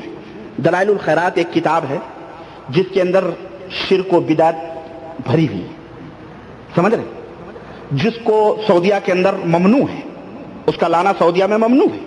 کیوں؟ اس کے اندر شرکیہ باتیں, عقیدے کے فساد کی باتیں. تو کہہ رہے ہیں کہ دلائل الخیرات کیوں لکھی گئی, اس کی وجہ کیا تھی. اس کی وجہ بتلا رہے ہیں حضرت زکریا صاحب. کہتے ہیں کہ مؤلف کو, یعنی جس نے کتاب لکھی ہے, ان کو سفر میں وضو کے لیے پانی کی ضرورت تھی اور ڈول رسی کے نہ ہونے سے پریشان تھے. یعنی کسی ایسی جگہ میں تھے جہاں کنواں تھا لیکن ڈول اور رسی نہیں تھی. اور ظاہر ایسی ویرانی جگہیں ہوتی ہیں جہاں کنویں کے اوپر ڈول رسی نہیں ہوتی ہے. اگر وہاں قریب میں کچھ گاؤں ہوتا, شہر ہوتا, تو ظاہر ہے کہ لوگوں سے مانگ بھی سکتے تھے بھائی ڈول رسی دے دو. لیکن وہ ڈول رسی بھی کچھ نہیں تھی, گویا کوئی جنگل ونگل تھا, بیابان. سفر میں ان کو حضرت کو ضرورت پڑی وضو کی. ایک لڑکی نے یہ حال دیکھ کر دریافت کیا کہ مطلب یہ حال دیکھا کہ حضرت کو پانی نہیں ملا ہے, تو اس لڑکی نے کنویں کے اندر تھوک دیا. اس لڑکی نے کنویں کے اندر تھوک دیا. پانی کنارے تک ابل آیا. اس کا تھوکنا تھا, وہ تیزاب وزاب تھا کہ پانی ابل پڑا, اس کی تھوک تھی یا تیزاب تھا, اللہ ہی بہتر جانے. سنیں, وہ اوپر تک ابل آیا. مؤلف نے حیران ہو کر وجہ پوچھی. اس نے کہا یہ برکت ہے درود شریف کی, یہ درود شریف کی برکت ہے, میں درود شریف پڑھتی ہوں, اس کی برکت سے میں نے تھوک دیا تو یہ ہوا. جس کے بعد انہوں نے کتاب دلائل الخیرات لکھی. یہ لڑکی کون تھی؟ کوئی نبیہ تھی, کوئی صحابیہ تھی, کون تھی؟ ظاہر ہے تو نہ کوئی نبیہ تھی نہ کوئی صحابیہ تھی, ایک عام سی لڑکی تھی. دوسرا سوال یہ ہے کہ نبی کریم صلی اللہ علیہ وسلم جب ہجرت کر کے مدینہ گئے صحابہ کے ساتھ, تو سب سے بڑی پریشانی وہاں جو تھی مسلمانوں کو, وہ پانی کی تھی. کنویں نہیں تھے. ایک کنواں تھا, وہ یہودی کے قبضے میں تھا, جو بہت ستاتا تھا صحابہ کرام کو, ستاتا تھا, بہت پریشان کرتا تھا وہ کنویں والا یہودی. یہاں تک کہ موقع یہاں تک پہنچا کہ حضرت عثمان غنی رضی اللہ تعالیٰ عنہ نے اس کنویں کو خرید کر کے اور مسلمانوں کے لیے وقف کر دیا. اس کنویں کو خرید وقف کر دیا. سوال یہ پیدا ہوتا ہے کہ نبی کریم صلی اللہ علیہ وسلم نے ہونا تو یہ چاہیے تھا کہ جب یہ لڑکی کنویں کے اندر تھوک دے اور پانی ابل آئے تو نبی کریم صلی اللہ علیہ وسلم کو کنواں کھدوا کے اس میں حضور کو کچھ نہ کچھ کرنا چاہیے تھا. نبی تھے تو پانی تو خود بخود زمین سے ابل پڑتا, لیکن حضور سے تو ایسا نہ ہوا. نبی کریم صلی اللہ علیہ وسلم نے تو ایسا نہ کیا. اور یہ عورت, یہ لڑکی جو نہ صحابیہ ہے نہ نبیہ ہے, کچھ بھی نہیں ہے, اس کا عالم یہ ہے کہ کنویں میں تھوک دے تو پانی اوپر آ جائے. اور حضرت دلائل الخیرات جیسی شرکیہ کتاب لکھیں. اور اسی کے بعد میں تیسرا سوال یہ ہے کہ وہ لڑکی اس جنگل بیابان میں کیا کر رہی تھی اکیلے, تنہا کیا کر رہی تھی؟ عورت کا تو تنہا کسی جگہ جانا حرام ہے اسلام کے اندر. وہاں بے پردہ اس جنگل بیابان میں وہ کیا کر رہی تھی؟ اور پھر حضرت زکریا صاحب نے اسی کے جسٹ یہ بھی بات لکھی ہے کہ شیخ زروق رحمت اللہ علیہ نے لکھا ہے کہ دلائل الخیرات کے مصنف کی جو قبر تھے اس سے خوشبو مشک و عنبر کی آتی ہے, اور یہ سب برکت درود شریف کی ہے. اوہ کاش زکریا صاحب تبلیغی جماعت والوں کو یہ بتلا دیتے کہ ان کی قبر کہاں ہے. ابھی جب آ رہی ہے خوشبو تو جاتے اور وہیں سے مشک و عنبر کی خوشبو لیتے. سوچ رہے ہیں آپ, جبکہ اس کتاب کے اندر شرک و کفر بھرا ہوا دلائل الخیرات کے اندر. بہرحال یہ بے سند کہانیاں اور قصے اس طرح سے یہ بیان کرتے ہیں. ایک اور کرشمہ میں آپ کو بتاؤں تبلیغی جماعت کا ایک اور کرشمہ میں آپ کو بتلاتا ہوں. لکھتے ہیں کہ صفحہ 89 میں ہی لکھتے ہیں کہ ایک معتمد دوست نے راقم سے، یہ لکھنے والے یعنی زکریا صاحب سے جو لکھنے والے ہیں، راقم کہتے ہیں لکھنے والے کو، کتاب لکھنے والے، تو کہتے ہیں راقم سے ایک معتبر دوست نے ایک خوشنویس لکھنؤ کی حکایت بیان کی. خوشنویس کہتے ہیں کاتب کو جو لکھتے ہیں. اس کی حکایت بیان کی کہ ان کی عادت تھی کہ جب صبح کے وقت کتابت شروع کرتے تو اول ایک بار درود شریف ایک بیاض پر جو اسی غرض سے بنائی گئی تھی لکھ لیتے، اس کے بعد کام شروع کرتے. جب ان کے انتقال کا وقت آیا تو غلبہ فکر آخرت سے خوفزدہ ہو کر، یعنی آخرت کی فکر سے خوفزدہ ہو کر کہنے لگے کہ دیکھیے وہاں جا کر کیا ہوتا ہے، اللہ ہی بہتر جانے بھائی وہاں کیا ہوگا. ایک مجذوب نکلے. مجذوب جانتے ہیں کس کو کہتے ہیں؟ نہیں معلوم ہے؟ مجذوب کہتے ہیں پاگل کو، دیوانہ کو، قلندر کو، دمادم مست قلندر والے جو ہوتے ہیں ان کو مجذوب کہتے ہیں. جو شرعی تکلیفات سے ان لوگوں کے نزدیک، تبلیغ جماعت اور بریلویوں کے نزدیک شرعی تکلیفات سے وہ بری ہوتے ہیں، نہ ان کے اوپر نماز ہے، نہ ان کے اوپر روزہ ہے، نہ ان کے اوپر کچھ نہیں. مجذوب ہے، مجذوب پاگل. ہمارے ہاں کوئی ننگے شاہ رحمۃ اللہ علیہ، کوئی برہنہ پیر ہیں، کوئی دھڑہنا پیر ہیں، کوئی رنگیلے پیر ہیں، کوئی اجالے پیر ہیں، کوئی اندھیرے پیر ہیں، ہے نا. یہ سب مجذوبوں کی قسمیں ہیں جو کہ گالیاں بھی بکتے ہیں، تھوکتے بھی ہیں، رینٹ بہ رہی ہے ننگے، ان کے پیچھے یہ مسلم عوام یا جو غیر مسلم جو ہیں دوڑتے رہتے. کیا اب وہ اس نے گالی دے دی، حضرت نے دعا دے دی، ہے نا، اس نے کچھ کر دی. اب بھی اللہ اکبر میں وہ فیکس آیا میرے پاس، نوائے وقت لاہور، اسی ربیع الاول کا واقعہ ہے اور وہ نوائے وقت میں چھپا ہے. ربیع الاول کی پتہ نہیں 25 یا 26 تاریخ، وہ میں فیکس بھول گیا، میرے پاس جدہ سے ہمارے ایک دوست نے بھیجا. اس میں معلوم ہے سرخی لگی ہے فرنٹ پیج نوائے وقت کے اوپر کہ ایک پیر کے کہنے سے مرید نے اپنے 3 جوان بیٹوں کو گولیاں مار دی. اللہ کی قسم، یہ بھی ابھی ربیع الاول کا واقعہ ہے. اور شیخو پورا کے نمائندے نے یہ واقعہ اس کے اندر لکھا. ہوا کیا کہ اس نے صبح دوپہر کو آیا، اس کے 3 بچے سو رہے تھے، دھڑا دھڑ اس نے پشاور سے جا کر کے اس نے بیان دیا کہ میں نے پشاور سے جا کے 3000 میں پستول خریدا اور میں نے دھڑا دھڑ اس کو جو ہے سوٹ کر دیا کیونکہ میرے پیر کا حکم تھا اور اس نے کہا تھا یہ بچے تیرے نہیں ہیں، یہ حرامی کی اولاد ہے. کس کا ہوگا؟ اس کو کیسے معلوم ہوا پیر کو؟ ہو سکتا ہے اسی کا رہا ہو، کیا پتا بھائی، ایسے لوگوں کا تو پیری سب کچھ ہوتا ہے نا. اس نے اپنی حقیقت بتا دی، اپنا نام نہیں بتایا ہوگا، اس نے ایسے ہی کہہ دیا ہوگا. ہو سکتا بھائی یہی ہوتا ہے. اور مداری والوں کا ایسے ہی ہوتا ہے، ان کی بہن بیٹیاں سب کچھ یہی سب استعمال کرتے ہیں. اللہ کی معاف کرے، اللہ کی قسم بتا رہا ہوں یہ حقیقت ہے یہی. اور جناب علی اس نے جو ہے ان کو قتل کر دیا اور بیوی آئی بچانے کے لیے اس کو بھی سوٹ کر دیا اور وہ زخمی ہو گئی. لڑکی چیختی رہی، چلاتی رہی، جب یہ منظر دیکھی تو چھت کے اوپر سے کودی اور اس کی ہڈیاں ٹوٹ گئی اور وہ ہاسپٹل میں ہے. یہ بھی ربیع الاول کا واقعہ، نوائے وقت آپ اٹھا کے دیکھیں. دوسرا واقعہ وہی لکھا ہوا ہے کہ ایک پیر کے کہنے پر نومولود کی قبر کھود کے عورت نے قبر سے باہر کر دی. ہوا کیا کہ اس کے بے اولاد تھی، اس عورت کو اولاد نہیں ہوتی تھی. پیر نے کہا تو کسی نو مولود یعنی نیا بچہ جو پیدا ہوا ہو، مر گیا ہو، اس کی قبر کے پاس جا کے اس قبر کو کھود کر کے اس لاش کو باہر کر دے اور اس میں جا کر کے کھڑی ہو کے نہا لے تو تجھے اولاد پیدا ہو جائے گی. وہ ظالم عورت گئی، قبر کھودی، اس نے نو مولود کے جو تازی قبر تھی اس نے اٹھا کے باہر کیا اور اس کے اندر کھڑی ہو کر کے اس نے غسل کیا. کیوں؟ اب اس کو پکڑا گیا، گاؤں کے اندر جو ہے کیا کہتے ہیں وہ پھیلے ہوئے ہیں، تناؤ ہیں اور وہ جیل میں ہیں اور اس کے اوپر بڑے بڑے منسٹروں نے اور سب لوگوں نے یہ کہا ہے کہ اس کو کڑی سے کڑی سزا دی جائے کیونکہ اس نے یہ کام کیا ہے. ارے اس بیچاری عورت کو کیوں سزا دے رہے ہو؟ ارے اس پیر کو دو جو تمہارے گھروں کو لوٹتا ہے، تمہاری جیبوں کے اوپر ڈانگے ڈالتا ہے. ان پیروں کو پکڑ پکڑ کے پاگل خانوں میں ڈالو، ان کو بیڑیاں پہناؤ، ان کو قتل کرو، ان کو ختم کرو اس دنیا سے جو شرک کی، کفر کی مسلمانوں کو دعوت دیتے ہیں. یہ غریب بیچارے جو عوام جاہل ہیں، انہیں کچھ پتا نہیں ہے، نہ دین کا پتا نہ دنیا کچھ نہیں علم ہے. یہ بھوکے ننگے لوگ، غریب ہمارے ملکوں کے مزدور طبقے کے لوگ جو بیچارے اپنا خون پسینے سے کماتے ہیں، جن کو یہ پیر اپنی جھولیاں بھرتا ہے اور اپنے پیٹ پالنے کے لیے ان کو گمراہ کرتا ہے، ان کو پکڑو، ان کو ختم کرو. لیکن کیسے ختم کریں گے؟ حضرت نواز شریف کا اب بھی میرے پاس پرچہ آیا ہوا ہے شہادت پرچے کے اندر، اور وہ اس کی فوٹو کاپی ہمارے اندر موجود ہے. اس کے اندر موجود ہے کہ حضرت نواز شریف نے داتا گنج ہجویری کے کمپلیکس کے لیے 32 کروڑ روپیہ پاس کیا ہے مزار شریف کی بنانے کے لیے. کتنا کروڑ؟ 32 کروڑ. اور جناب علی اور ایک اور کمپلیکس بابا کا مزار بنانے کے لیے ایک بزرگ ننگے شاہ ہیں کوئی، ہے نا، ان کے گھر تک راستہ بنوایا گیا ہے باقاعدہ قومی خزانہ. میں اپنے ان پاکستانی بھائیوں سے درخواست کروں گا جو تم یہاں کما کما کے بھیج رہے ہو نواز شریف صاحب کو، سیاسی بات نہیں ہے لیکن سمجھنے کی بات ہے. اور نواز شریف صاحب مزاروں کی حفاظت کے اوپر خرچ کر رہے ہیں، تمہاری خون اور پسینے کی کمائیاں اٹھاؤ. اسی کے اندر میرے پاس وہ پرچہ ہی موجود ہے، اٹھائیں آپ وہ شہادت پرچہ ہے، اس میں لائیں، اسی کے اندر ہے وہ حوالہ میرے پاس. اللہ اکبر. آپ مجھے بیگ دے دیں تو میں نکال لوں. سمجھ رہے ہیں؟ یہ اس کے اندر باقاعدہ اس پرچے والے نے رپورٹ دی ہے اور ان کو کہا ہے کہ آپ توبہ کریں اللہ تعالیٰ سے، کیونککہ آپ نے جو ہے آپ نے یہ قوم کے خزانے کو یعنی کفر کی طرف لگانا شروع کیا ہے. یہ شہادت پرچہ ہے، سمجھ رہے ہیں، جو کہ اسلام آباد، سری نگر، مظفر آباد، اسلام آباد سے نکلتا ہے. یہ جہاد کشمیر کا ترجمان ہے. اس کے اندر یہ دیکھیں رپورٹ میں آپ کو بتاتا ہوں. یہ وزیر اعظم کا نذرانہ یا فرقہ واریت کی سرپرستی، اس کے اندر باقاعدہ جناب علی یعنی رپورٹ پیش کی گئی ہے کہ لکھا ہے کہ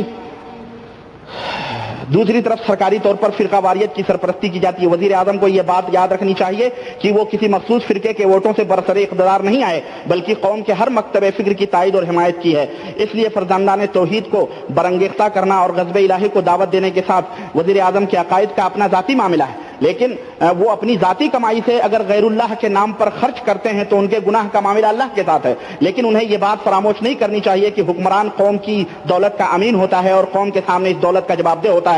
قوم انہیں ہرگز ان فضول خرچیوں کی اجازت نہیں دے سکتی. باقاعدہ دیکھ رہے ہیں معروف مزار کمپلیکس کی تعمیر کے لیے کروڑوں روپے کی امداد کا اعلان کیا ہے. اور اس سے پہلے ایک سڑک بنوائی تھی. ہاں، وزیر اعظم کی بہتری اسی میں ہے کہ وہ عدل و انصاف سے کام لیں اور بندوں کے بجائے رب کی رضا کے لیے کچھ. اگر آج ایک مزار کے لیے وہ اتنی بڑی رقم دے رہے ہیں تو کل دوسرے مزاروں کے مجاور بھی اپنے اپنے کشکول لیے دہائی دیتے چلے آئیں گے.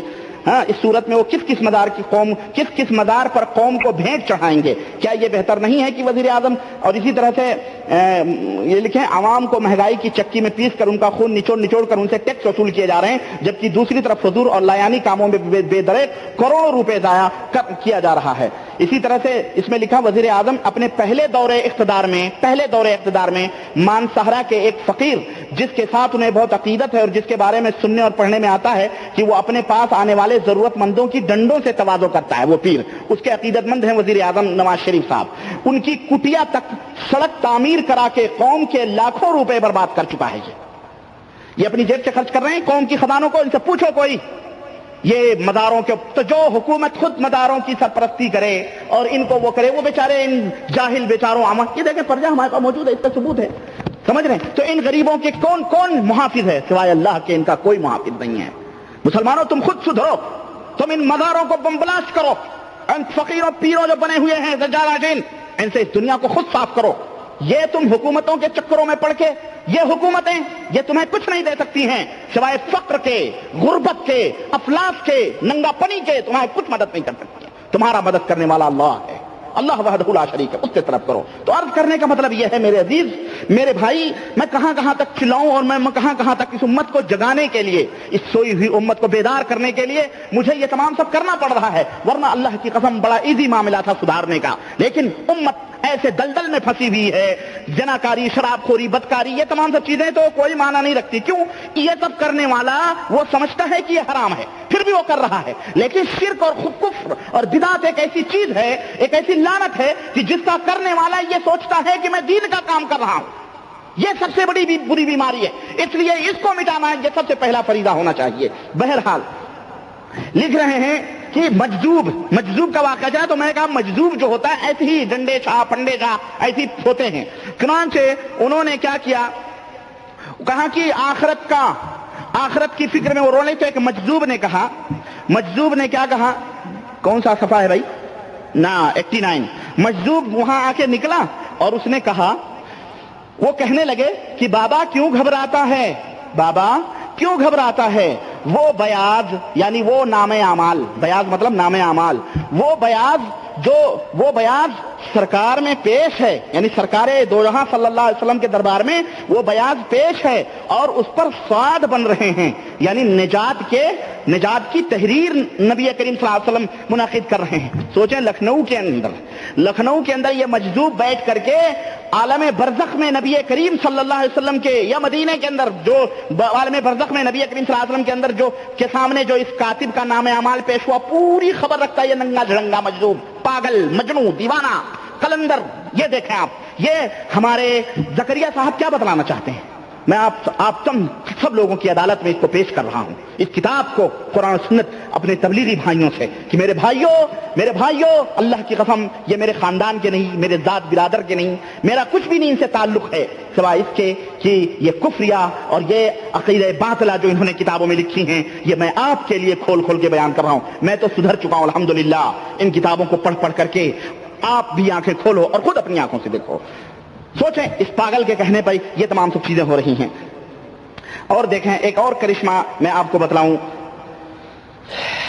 اللہ اکبر، کیا آپ کو بتلاؤں، ایک کرشمہ میں آپ کو بتلاؤں۔ لکھتے ہیں کہ ایک کاتب ہی کا ایک واقعہ بیان کرتے ہیں کہ ایک کاتب ہمسایہ تھا، وہ مر گیا۔ تو عبید اللہ بن عمر قواریری کہتے ہیں میں نے خواب میں دیکھا، پوچھا اللہ نے تیرے ساتھ کیا معاملہ کیا؟ کہا مجھ کو اللہ نے بخش دیا۔ میں نے سبب پوچھا، کہا میری عادت تھی کہ جب ناب پاک رسول اللہ صلی اللہ علیہ وسلم کتاب میں لکھتا تو صلی اللہ علیہ وسلم بھی بڑھا دیتا۔ خدا تعالیٰ نے مجھ کو ایسا کچھ دیا کہ نہ کسی نے دیکھا، نہ کسی نے سنا، نہ کسی کان نے سنا، نہ کسی کے دل پہ گزرا، یعنی جنت۔ ظاہر جنت ایک ایسی چیز ہے نہ کسی نے جس کے بارے میں سنا، نہ کسی کان نے سنا، نہ کسی آنکھ نے دیکھا، نہ کسی کے دل کے اوپر وہ بات گزر سکتی ہے جو جنت میں موجود ہے۔ گویا یہ حضرت مرنے کے بعد ہی فوراً جنت کے اندر بک ہو گئے، ان کا الاٹ ہو گیا صرف صلی اللہ علیہ وسلم لکھنے پہ۔ معاف کرنا، میں درود کا مخالف نہیں ہوں، میں درود کا مخالف نہیں ہوں، الحمدللہ میں درود کا مخالف ہوں اور اس کی فضیلت کا بھی قائل ہوں اتنی حد تک جتنی حد تک نبی کریم صلی اللہ علیہ وسلم نے ہمیں بتلایا۔ تم تمام گناہوں کو ایک ٹوکری میں کے اور سب کچھ ختم کر رہے ہو جس کی کوئی سند نہیں، اور حوالہ کیا دیا ہے معلوم ہے؟ حوالہ دیا ہے گلشن جنت۔ ان سے پوچھو کہ یہ گلشن جنت، اور یہ ہمارے عہد کا محدث ہے جو اس سڑک چھاپ کتاب کا حوالہ دے رہا ہے۔ گلشن جنت سڑک چھاپ جس کی کوئی ویلو اور اہمیت نہیں، اس کتاب کے حوالے سے واقعہ لکھ رہا ہے جو شیخ الحدیث قطب عالم فخر الامازل زبد الامازل کے نام سے ہمارے ملکوں میں اندر جانا جاتا ہے۔ میرے عزیزوں، میرے بھائیوں، اور دیکھیں آگے آئیں آپ اور دیکھیں، یعنی جنت کتنی آسان ہو گئی ہے، نہ ہلدی لگے نہ مرچ، پھر بھی مزہ چوکھا ہے ہمارا، کچھ نہیں کرنا ہے، صرف صلی اللہ علیہ وسلم کہہ لو جنت کے اندر چلے جاؤ۔ اور دیکھیں ایک کرشمہ اور دیکھیں، 90 صفحہ نمبر 92 کے اندر،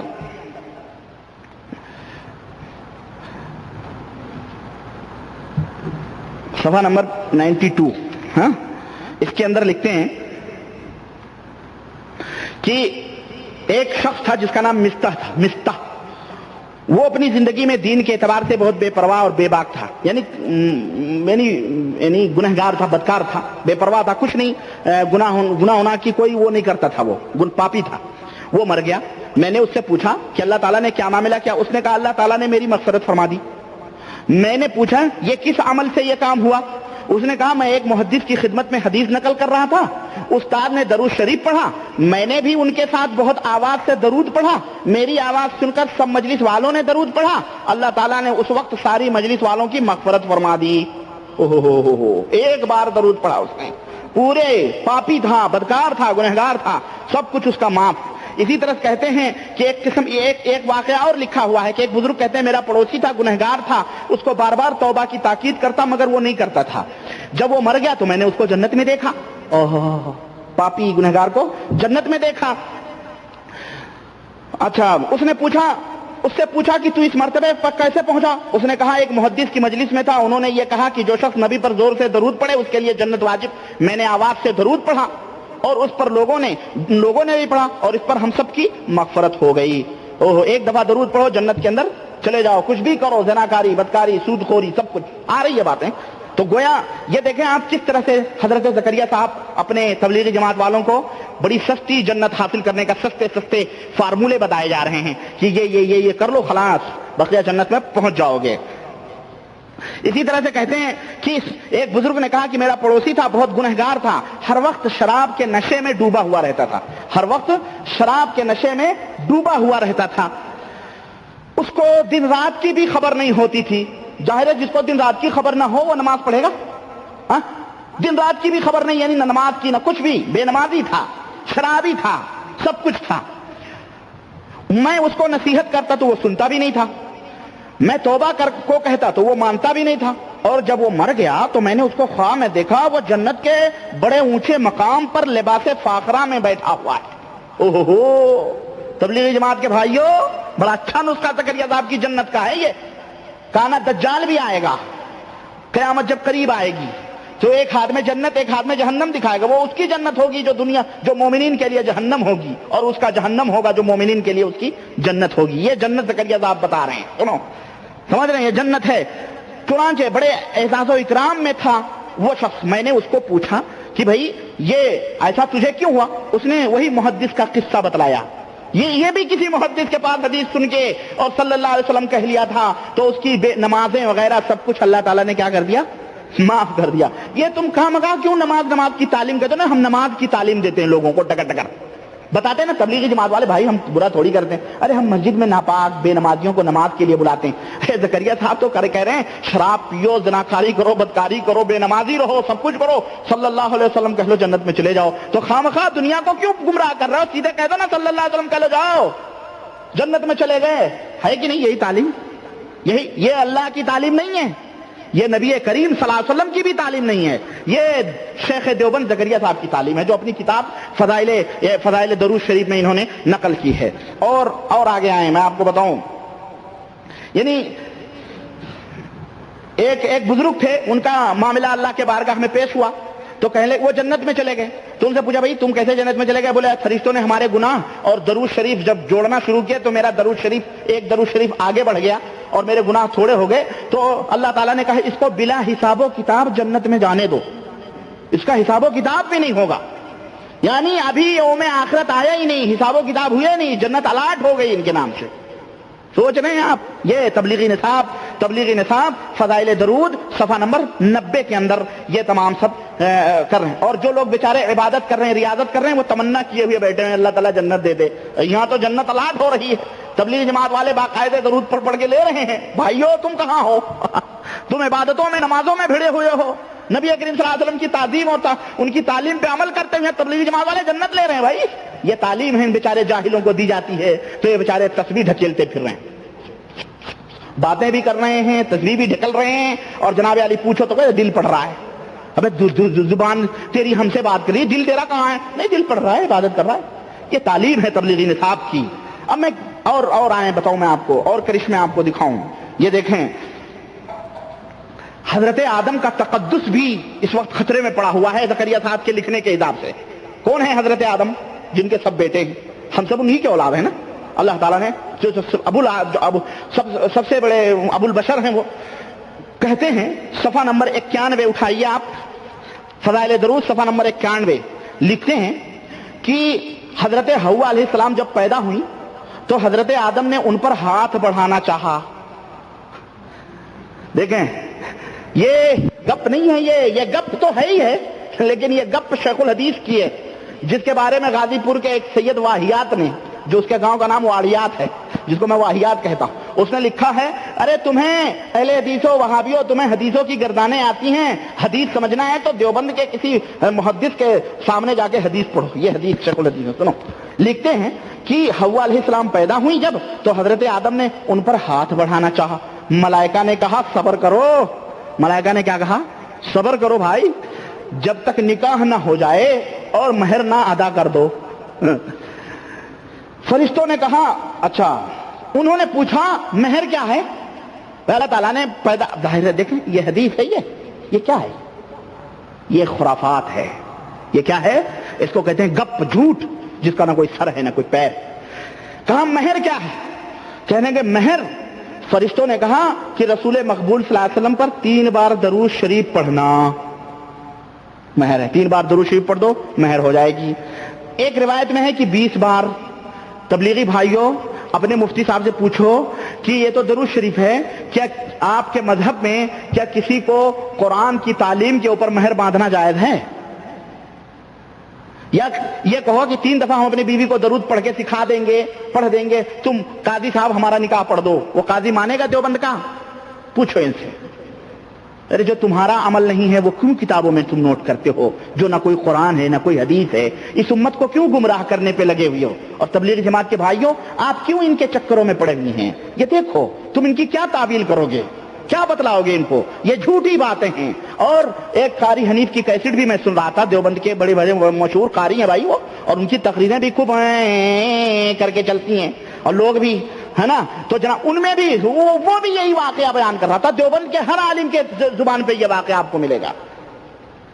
اچھا سنیں، خوشبو دیکھیں، ایک اور بزرگ دیکھیں، لکھتے ہیں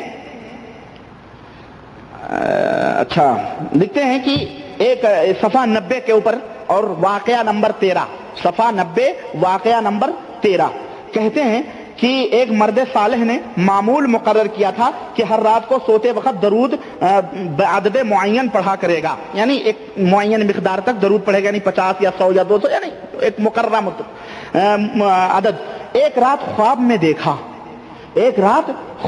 دیکھا کہ جناب رسول اللہ صلی اللہ علیہ وسلم اس کے پاس تشریف لائے ہیں اور اس کا تمام گھر اس کا روشن ہو گیا۔ آپ صلی اللہ علیہ وسلم نے فرمایا کہ وہ منہ لاؤ جو درود پڑھتا ہے، وہ منہ لاؤ جو درود پڑھتا ہے، کہ میں بوسہ دوں۔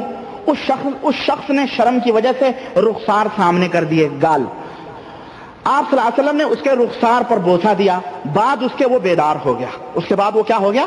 بیدار ہو گیا، جاگ گیا، تو سارے گھر میں مشک کی خوشبو باقی رہی۔ کچھ سمجھ آئی آپ کو؟ نہیں سمجھے آپ؟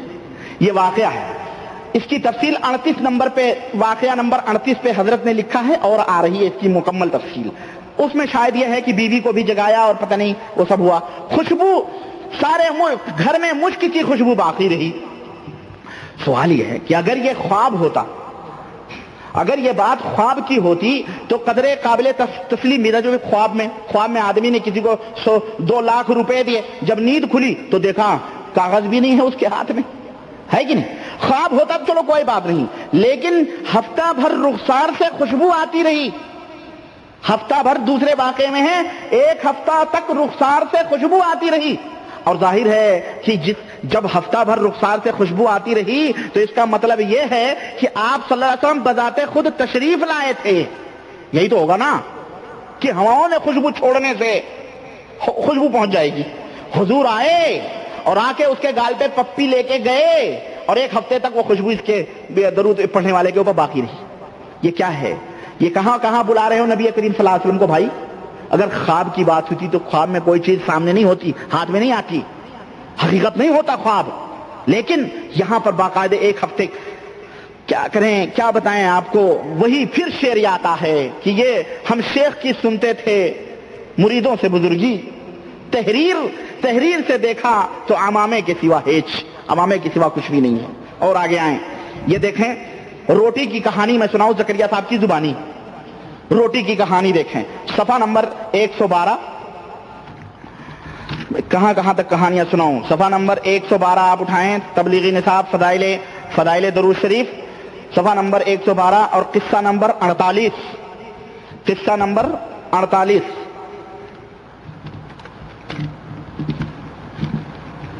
اس کے اندر بیان کرتے ہیں کہ ایک مرتبہ مجھ کو وہی ہے نا، صفحہ نمبر 48، روٹی کی کہانی ہے نا یہ، ہاں، کہتے ہیں اچھا شیخ ابو الخیر اقطع کا واقعہ نقل کیا ہے، اور اس سے پہلے ایک واقعہ نقل کیا ہے، وہ میں نے بتایا ہے آپ کو کہ ایک بزرگ تھے جنگل میں بے ہوش ہو کے گر گئے، ہے نا، تو پیاس کی وجہ سے تو ایک بزرگ آئے، ان کو پانی نہیں پلایا، کہا کون ہو؟ کہا یہ خضر علیہ السلام ہے، یہ گویا خضر بھی ان کے یہاں زندہ ہیں۔ زکریا صاحب مریدوں کو یہ بتلا رہے ہیں کہ خضر بھی زندہ ہے۔ اب آپ دیکھیں کہ روٹی کی کہانی میں آپ کو بتاؤں، لکھتے ہیں کہ میں مدینہ منورہ میں آیا، ابو الخیر لکھتے ہیں کہ کہتے ہیں کہ میں مدینہ منورہ میں آیا، 5 دن وہاں قیام کیا، کچھ مجھ کو ذوق و لطف حاصل نہ ہوا، مجھے کوئی مزہ نہیں آیا مدینے میں، مدینے میں کوئی مزہ نہیں آیا. قبر شریف کے پاس حاضر ہوا اور حضرت رسول خدا صلی اللہ علیہ وسلم اور ابو بکر اور عمر کو سلام کیا اور عرض کیا کہ اے رسول اللہ صلی اللہ علیہ وسلم آج میں آپ کا مہمان ہوں. پھر وہاں سے ہٹ کر ممبر کے پیچھے سو گیا. خواب میں حضور صلی اللہ علیہ وسلم کو دیکھا. حضرت ابو بکر آپ کے داہنی اور حضرت عمر آپ کے بائیں جانب تھے اور حضرت علی آپ کے آگے تھے. حضرت علی کہاں تھے؟ آپ کے آگے تھے. مجھے شیعوں کا عقیدہ یاد آتا ہے. شیعہ کہتے ہیں کہ جبریل بھول گئے. جبریل، اللہ تعالیٰ نے علی کو نبی بنایا تھا، جبریل بھول کے محمد صلی اللہ علیہ وسلم کو دے کے چلے گئے. کہیں یہی عقیدہ تو نہیں زکریا صاحب بتلا رہے ہیں؟ دائیں بائیں ابو بکر صدیق اور عمر، بیچ میں نبی کریم صلی اللہ علیہ وسلم، اور ان تینوں سے آگے کون تھے؟ حضرت علی تھے. خیر ایک اشارہ ہے سمجھنے کے لیے، سمجھیں کہ یہ واقعے کی حقیقت کیا ہے. شیعوں کے گڑے ہوئے اس طرح کے واقعات. کہتے ہیں کہ حضرت علی نے مجھ کو ہلایا اور فرمایا اٹھ، رسول خدا تشریف لائے ہیں. میں اٹھا اور حضرت کی دونوں آنکھوں کے درمیان چوما. حضور نے مجھ کو ایک روٹی عنایت فرمائی. میں نے آدھی کھائی اور جب جاگا تو آدھی میرے ہاتھ میں تھی. آدھی میرے ہاتھ میں تھی. فضائل اعمال درود شریف، فضائل درود 112 اور پاکستانی نسخہ میرے پاس اپنے پاکستانی بھائیوں کے لیے، تاکہ کوئی یہ نہ کہے. پاکستانی نسخے میں آپ یہ دیکھیں تبلیغ نصاب مکتبہ رحمانیہ اردو بازار لاہور، اس کی چھپی ہوئی یہ جو ہے تبلیغ نصاب، اس کے صفحہ 796 کے اوپر یہ واقعہ موجود ہے. اسی طرح سے اس کے اندر ایک اور واقعہ لکھا ہوا ہے. ابھی اس کے اوپر تبصرہ بعد میں، پہلے واقعات سن لیں. لکھتے ہیں کہ شاہ ولی اللہ جو تھے اپنے والد کے متعلق لکھتے ہیں کہ ایک روز مجھے بہت بھوک لگی، نہ معلوم کتنے روز کا فاقہ تھا. میں نے اللہ تعالیٰ سے دعا کی بہت فاقہ ہے. میں نے نبی کی روح مقدس کو آسمان سے اترتے ہوئے دیکھا. یہ سب بیدار ہیں، یہ خواب نہیں ہے. یہ جو واقعہ ہے نا دوسرا، یہ خواب کا نہیں ہے. کہتے ہیں کہ نبی صلی اللہ علیہ وسلم کی روح مقدس آسمان سے اتری اور حضور علیہ الصلوۃ والسلام کے ساتھ ایک روٹی تھی. گویا اللہ تعالیٰ نے حضور کو ارشاد فرمایا تھا کہ یہ روٹی مجھے مرحمت فرمائیں. فضائل اعمال صفحہ 797 پاکستانی پرنٹ، اور انڈین پرنٹ میں جو ہے انڈین پرنٹ میں صفحہ 113. اسی طرح ایک قصہ اس کے بعد اور لکھا گیا ہے کہ حضور صلی اللہ علیہ وسلم نے ایک بھوکے کو دودھ کا پیالہ بھیجا. اب وہ تفصیل ہے کہ اس نے پیا، بھوکے کو دودھ کا پیالہ بھیجا. اسی طرح ایک اور قصے میں لکھا ہوا ہے، اسی صفحے میں پورے یہ قصے ہیں، سمجھ رہے ہیں؟ میں مختصر کر کے بتا رہا ہوں کہ ایک اور قصے میں لکھا ہے کہ بھوکے شاہ جی کو حضور نے خواب میں روٹی دی اور جاگنے پر زعفران کی خوشبو آ رہی تھی. صفحہ 797 اور یہ صفحہ 713 کے اوپر. اور ایک اور قصہ لکھا ہوا ہے کہ شاہ جی یعنی شاہ ولی اللہ محدث دہلوی کے والد جو تھے وہ بیمار ہوئے. خواب میں نبی کریم صلی اللہ علیہ وسلم کی زیارت ہوئی. آپ نے فرمایا بیٹے کیسی طبیعت ہے؟ اس کے بعد شفا کی بشارت عطا فرمائی. آپ صلی اللہ علیہ وسلم نے شفا کی بشارت عطا فرمائی اور اپنی داڑھی مبارک میں سے 2 بال، نعوذ باللہ، حضور داڑھی بھی توڑتے تھے گویا. توڑ ہی کے دیا ہوگا نا ہندوستان میں، یہ ہندوستان کا واقعہ ہے. ہاں شاہ ولی اللہ کہاں کے تھے؟ ہندوستان کے تھے نا. تو ہندوستان کا واقعہ، حضور نے داڑھی کے 2 بال عطا فرمائے. اسی وقت صحت ہو گئی اور جب میری آنکھ کھلی تو دونوں بال میرے ہاتھ میں موجود تھے. بڑا لمبا سفر کیا تھا نبی کریم صلی اللہ علیہ وسلم نے. یہ اس دور میں یہ بات ہوئی ہے. اور یہ تمام واقعات لکھ کے زکریا صاحب کیا لکھ رہے ہیں معلوم ہے؟ عقیدہ بتلا رہے ہیں تبلیغی جماعت والوں کو. ہم جیسے مومنوں کو کیا گمراہ کریں گے؟ الحمدللہ متبع قرآن و حدیث کا علم رکھتے ہیں، یا جو ہمارے بھائی ہیں قرآن و سنت جانتے ہیں، ان کو گمراہ نہیں کوئی کر سکتا ہے انشاءاللہ تبارک اللہ. لیکن یہ جاہل اور ماننے والے بیچارے جن کو عقیدہ توحید کا پتہ نہیں. زکریا صاحب لکھتے ہیں کہ جب اکابر صوفیہ کی توجہات معروف اور متواتر ہیں. توجہات سمجھتے ہیں؟ توجہات کس کو کہتے ہیں معلوم ہے؟ یعنی بھائی ابھی میں بتایا وہ توجہ دیا تو وہ ڈوبتی ہوئی کشتی کو حضرت شیخ دیوبند نے باہر نکل کے، توجہ ہے. یہ توجہ نظر کرم جس کو کہتے ہیں. توجہ مطلب نظر کرم. ہمارے ہاں شعر لکھا رہتا نا، یہ نظر کرم ہے تیرا آقا جو بات اب تک بنی ہوئی ہے، پتہ نہیں کیا کیا ہوا ہے. تو یہ نظر کرم کہہ رہے ہیں. جب بزرگوں کی توجہ معروف و متواتر ہیں تو پھر سید الاولین و آخرین کی توجہ کا کیا پوچھنا؟ ہاں بہرحال ان کی توجہ تو ہوگی ہی. آپ ہمیں بتلائیں میرے عزیز کہ ان واقعات میں قبر والوں سے سوال کرنے کی خوب لوگوں کو ترغیب دی گئی ہے، اور ایک ایسا عقیدہ بتلایا جا رہا ہے جو عقیدہ قرآن و سنت کے خلاف ہے، اور وہ عقیدہ ہے مردوں کے سننے کا. وہ عقیدہ کیا ہے؟ مردوں کے سننے کا. آئیے میں قرآن و سنت کی روشنی میں کچھ باتیں اس تعلق سے بتاؤں تاکہ کوئی آپ کو یہ نہ کہہ سکے کہ قرآن و سنت میں لکھا ہوا ہے کہ مردے سنتے ہیں. آپ ایک بات، اور یہ چور دروازہ ہے جو کھولا ہے زکریا صاحب نے اس فاسد اور باطل عقیدے کے تعلق سے. اللہ تبارک نبی کریم اور ان تمام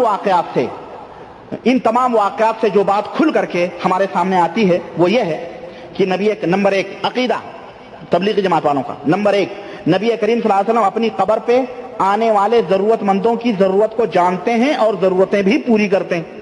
ثابت ہوا کہ نہیں ان واقعات. نمبر دو، اگر قبر میں راشن پانی کی کمی ہو جائے، ہے نا، اگر راشن پانی کی کسی کو کمی ہو جائے تو روح مبارک آسمان کا چکر لگا کر مانگنے والے کی ضرورت کا سامان خوراک بھی پہنچاتی، مکمل طور پر خوراک پہنچاتی ہے نبی کریم صلی اللہ علیہ وسلم کی روح. اور مانگنے والا جاگتے جاگتے یہ سب منظر دیکھ رہا ہوتا ہے کہ حضور کی روح آ رہی ہے، حضور آ رہے ہیں، خوراک دے رہے ہیں، روٹی. یہ عقیدہ بتلایا جا رہا ہے. نمبر تین، خواب میں داڑھی کے بال دیے تو جاگنے پر ہاتھ میں وہ بال موجود بھی تھے، یعنی حضور خود گئے تھے جبھی تو وہ بال موجود تھے، یا فیکس سے بھیجا گیا تھا؟ کہاں سے بھیجا گیا وہ؟ بھائی کوئی برید ورید کا بھی تو سسٹم نہیں تھا. سنیے، اور یہ تمام سب عقیدے ان واقعات سے ثابت ہوئے. اب آئیے قرآن کریم میں اللہ تعالیٰ نے مشرکوں کی صفت بیان کی ہے. کیا صفت بیان کی ہے؟ ان الذین تعبدون من دون اللہ لا یملکون لکم رزقا فابتغوا عند اللہ الرزق وَاعْبُدُوهُ وَاشْكُرُوا لَهُ إِلَيْهِ تُرْجَعُونَ سورہ عنکبوت آیت نمبر 17. اللہ تعالیٰ نے فرمایا کہ اللہ کے سوا جن کی تم عبادت کرتے ہو. اس سائل نے کیا کہا تھا؟ اے اللہ کے نبی ہم آپ کے مہمان ہیں. یہی تو کہا تھا نا، مانگا تھا، تب اللہ کے نبی نے روٹی دی تھی. سنو، اللہ تعالیٰ فرماتا ہے کہ اللہ کے سوا جن کی تم عبادت کرتے ہو وہ تمہیں روزی دینے کا کوئی اختیار نہیں رکھتے. وہ تمہیں روزی دینے کا کوئی اختیار نہیں رکھتے. رزق اللہ کے پاس تلاش کرو. گویا مشرک لوگ روزی کہاں تلاش کرتے تھے؟ اپنے بزرگوں میں، اپنے جن کی وہ عبادت کرتے تھے، مانگتے تھے ان سے، بتوں سے. رزق اللہ کے پاس تلاش کرو، اسی کی عبادت کرو اور اسی کا شکر ادا کرو، کیونکہ پلٹ کر اسی کی طرف جانا ہے. تو مشرکین کی ایک صفت یہ ہے کہ وہ غیر اللہ سے مانگ کر اور اس کا ذکر کر کے اطمینان حاصل کرتے ہیں، جبکہ مومن کی صفت یہ ہے کہ وہ اللہ سے مانگتا ہے اور اللہ کا شکر ادا کرتا ہے، اور اسی کے طریقے کے اوپر، اور یہی طریقہ مومنین کا بتلایا گیا ہے. چنانچہ اللہ تعالیٰ نے قرآن کریم میں فرمایا الا بذکر اللہ تطمئن القلوب، اللہ کے ذکر سے دلوں کو اطمینان ملتا ہے. لیکن مشرکوں کو اپنے بزرگوں کے ذکر سے کیا ملتا ہے؟ اطمینان قلب حاصل ہوتا ہے. اسی طرح اللہ تبارک تعالیٰ ہی ہے جو لوگوں کو بھوک اور پیاس میں کھلاتا اور پلاتا ہے. یہ ایک مومن کا عقیدہ اور ایمان ہے. کیوں؟ اللہ تعالیٰ نے قرآن میں فرمایا والذی یطعمنی ویسقین واذا مرضت فہو یشفین، سورہ شعراء آیت نمبر 89 اور 80، کہ ابراہیم علیہ السلام نے کہا تھا اپنے قوم کے سامنے کہ وہ اللہ ہی ہے جو مجھے کھلاتا اور پلاتا ہے، اور جب میں بیمار ہوتا ہوں تو وہی مجھے شفا عطا فرماتا ہے. اور اس طرح کی نہ جانے کتنی آیتیں قرآن کریم کے اندر موجود ہیں میرے دوستوں اور میرے بھائیوں، جن سے صاف پتہ چلتا ہے کہ پکارنے والے کی پکار یہ اسلامی عقیدہ ہے، جس سے صاف پتہ چلتا ہے کہ پکارنے والوں کی پکار ضرورت مندوں کی ضرورتیں اور بھوکوں کو روزی اور ننگوں کو کپڑا، بیماروں کو شفا صرف اللہ وحدہ لا شریک عطا کرتا ہے. اور اس کے علاوہ کوئی نبی، کوئی ولی، کوئی پیر، کوئی فقیر، کوئی مجاور، کوئی بھی ہو وہ پکارنے والے کی پکار بھی نہیں سنتے ہیں، اور اگر بالفرض وہ سن بھی لیں تو ان کی وہ مدد بھی نہیں کر سکتے. لہذا اپنی ضرورتیں لے کر اللہ کے سامنے پیش ہونا چاہیے، نہ کہ یہ بے اختیار قبر والے جو کسی چیز کے مالک اور مختار نہیں ہیں. لیکن فضائل اعمال میں اس قسم کے بہت سے واقعات موجود ہیں. ہم نے آپ کو چند یہ مثالیں دی ہیں جس سے یہ پتہ چلتا ہے کہ قبر والوں سے سوال کرنے سے، جیسا کہ زکریا صاحب نے بتلایا کہ ان کی توجہات معروف اور مشہور ہیں، سب کچھ ملتا ہے اور سب کچھ اسے دیا جاتا ہے. اور ایک چیز ایک اور روٹی کا واقعہ زکریا صاحب نے بیان کیا ہے، جس میں ہدیہ مشترکہ کا لفظ ہے کہ نبی کریم صلی اللہ علیہ وسلم نے دیا روٹی تو کہا کہ ہدیۃ مشترکہ، تو بھوکے بزرگ نے روٹی ان کو پیش کی. ابو بکر نے کہا بھائی ہدیہ جب نبی نے دیا ہے تو ہمیں بھی دو، تو انہوں نے پیش کر دی. بہرحال المہم اس میں اس واقعے میں اگر آپ غور کریں گے تو اس میں یہ ہے کہ ابو بکر کو دیا, حضرت عمر نے مانگا عمر کو دیا, لیکن جب عثمان رضی اللہ تعالیٰ عنہ نے اس بزرگ سے مانگا کہ بھائی ہمیں بھی دو, تو انہوں نے دینے سے انکار کر دیا. تو زکریہ صاحب لکھتے ہیں کہ شیخین یعنی ابو بکر اور عمر کو میں نے روٹی پیش کر دی مگر عثمان کو انکار کر دیا. اس کی وجہ یہ تھی کہ حضرت عمر سے سلسلے نسب ملتا تھا, یعنی میں عثمانی تھا اس لیے میرا نسب ملتا تھا, اور ابو بکر سے ہمارے صوفیت کا سلسلہ ملتا تھا, سلوک ملتا تھا, اور حضرت عثمان سے انکار کی جرات ہو گئی کیونکہ ان سے کچھ بھی نہیں ملتا تھا. نعوذ باللہ. یعنی نبی کریم صلی اللہ علیہ وسلم جس جاہلیت کو مٹانے کے لیے آئے تھے, تبلیغ نصاب میں اس جاہلیت کی تعلیم دی گئی ہے. یعنی نسب والوں کا خیال کرو, حسب والوں کا خیال کرو, اپنے ان کا خیال کرو. حضرت عثمان چونکہ نہ نسب سے تھے نہ ان کے صوفیوں کے تعلق سے تھے, اس لیے ان کا انکار نعوذ باللہ کر دیا گیا. بہرحال یہ اور سنیں, اور میں آپ کو ایک واقعہ بتاؤں اسی زکریا صاحب کے حوالے سے. یہ لکھتے ہیں علم غیب کا مسئلہ, میں آپ کو 106 صفحے میں فضائل درود 106 صفحہ آپ اس میں دیکھیں, 106 صفحہ.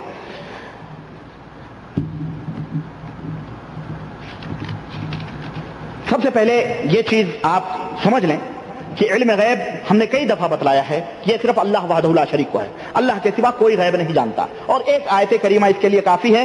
اللہ تعالیٰ نے فرمایا کہ واللہ یعلم ما تسرون وما تعلنون, اللہ جانتا ہے جو تم ظاہر کرتے ہو اور جو تم چھپاتے ہو. اسی طرح اللہ تعالیٰ نے فرمایا کہ قل لا اقول لكم عندي خزائن اللہ, اے نبی آپ کہہ دیجئے میں تم سے یہ نہیں کہتا کہ میرے پاس اللہ کے خزانے ہیں, ولا اعلم الغیب, اور نہ ہی میں یہ تم سے کہتا ہوں کہ میں غیب جانتا ہوں. گویا یہ تمام سب چیزیں, اور اللہ تعالیٰ نے اسی طرح فرمایا ان اللہ علیم بذات الصدور, تمہارے دلوں کے اندر جو کچھ ہے وہ سب اللہ تبارک تعالیٰ جانتا ہے. اب آئیے قرآن کریم کی ان تفصیلات کے بعد آئیے ذرا ہم آپ کے سامنے فضائل اعمال کے کچھ اور نمونے اس تعلق سے پیش کرتے ہیں کہ علم غیب کے دعوے ان دیوبندی مولویوں کے بزرگوں کے اندر کس طرح سے ہیں اور کس طرح سے انہوں نے دعویٰ کیا ہے. اس سے پہلے میں ایک اقتباس, ایک بریلوی مناظر اہل سنت جو مر گیا الہ آباد کا, مشتاق احمد نظامی, اس کی کتاب ہے خون کے آنسو, جو ابھی فی الحال میرے پاس آئی ہے اور میں نے ہندوستان سے منگائی ہے اپنے ایک دوست کے اس سے, تو وہ میں پڑھ رہا ہوں آج کل. اور اس کے اندر اس نے ایک بات لکھی ہے جو یقیناً اس کتاب کے پڑھنے کے بعد مجھے کھل کے آ گئی. اس نے خون کے آنسو صفحہ نمبر 24 کے اندر یہ بات لکھی ہے کہ آج, مشتاق احمد نظامی نام ہے, مناظر اہل سنت کے نام سے یاد کیا جاتا ہے. اس نے لکھا ہے کہ آج کوئی دیوبندی مولوی شرک کی صحیح تعریف کر ہی نہیں سکتا ہے, اور اگر کوئی دیوبندی مولوی شرک کی ایسی تعریف کر سکتا ہے جس سے اس کے اکابر یعنی اس کے بڑے بڑے علماء اس تعریف کی زد میں نہ آئیں, یعنی اس تعریف میں شامل نہ ہوں, تو آج بھی میرا چیلنج ہے کہ کوئی بھی شرک کی جامع معنی تعریف کر کے مجھ سے 500 روپے کا انعام حاصل کر لے. یعنی حقیقت بھی ہے کہ اگر ان دیوبندی مولویوں سے شرک کی ایسی تعریف آپ کروا لیں جس سے ان کے بزرگ بڑے بڑے جو ہیں بچ جائیں, تو ہم بھی 500 نہیں 5 لاکھ دینے کے لیے تیار ہیں. یہ میرا چیلنج ہے. کوئی تعریف دیوبندی مولوی کر کے بتلا دے جس سے ان کے یہ گرو گھنٹال لوگ, یہ لوگ جنہوں نے یہ کتابیں, چاہے اشرف علی صاحب تھانوی ہو, چاہے رشید احمد گنگوئی ہو, چاہے خلیل احمد امبیڈکری ہو, چاہے وہ جو ہے سہارنپوری ہو, چاہے وہ حاجی امداد اللہ مہاجر مکی ہو, چاہے حسین احمد مدنی ہو, چاہے جو ہے زکریا صاحب ہو, چاہے یوسف صاحب ہو, چاہے الیاس صاحب ہو, کوئی بھی ہو, ان کے بزرگ آج بھی چیلنج ہے کر کے بتا دو ایسی تعریف جس سے تمہارے بزرگ اس کی زد میں نہ آئیں. کر ہی نہیں سکتے. کیوں؟ اس لیے کہ علم غیب کے سراسر عقیدے اللہ کے سوا اٹھا کر کے ان بزرگوں نے اپنے اپنے بزرگوں کے اندر تقسیم کیے ہیں, اور نہ جانے کن کن چیزوں کے بارے میں انہوں نے علم غیب ثابت کیا ہے. اس کا ثبوت میں آپ کو بتلاتا ہوں. دیکھیے, کہتے ہیں, آپ اٹھائیے کتاب فضائل درود شریف,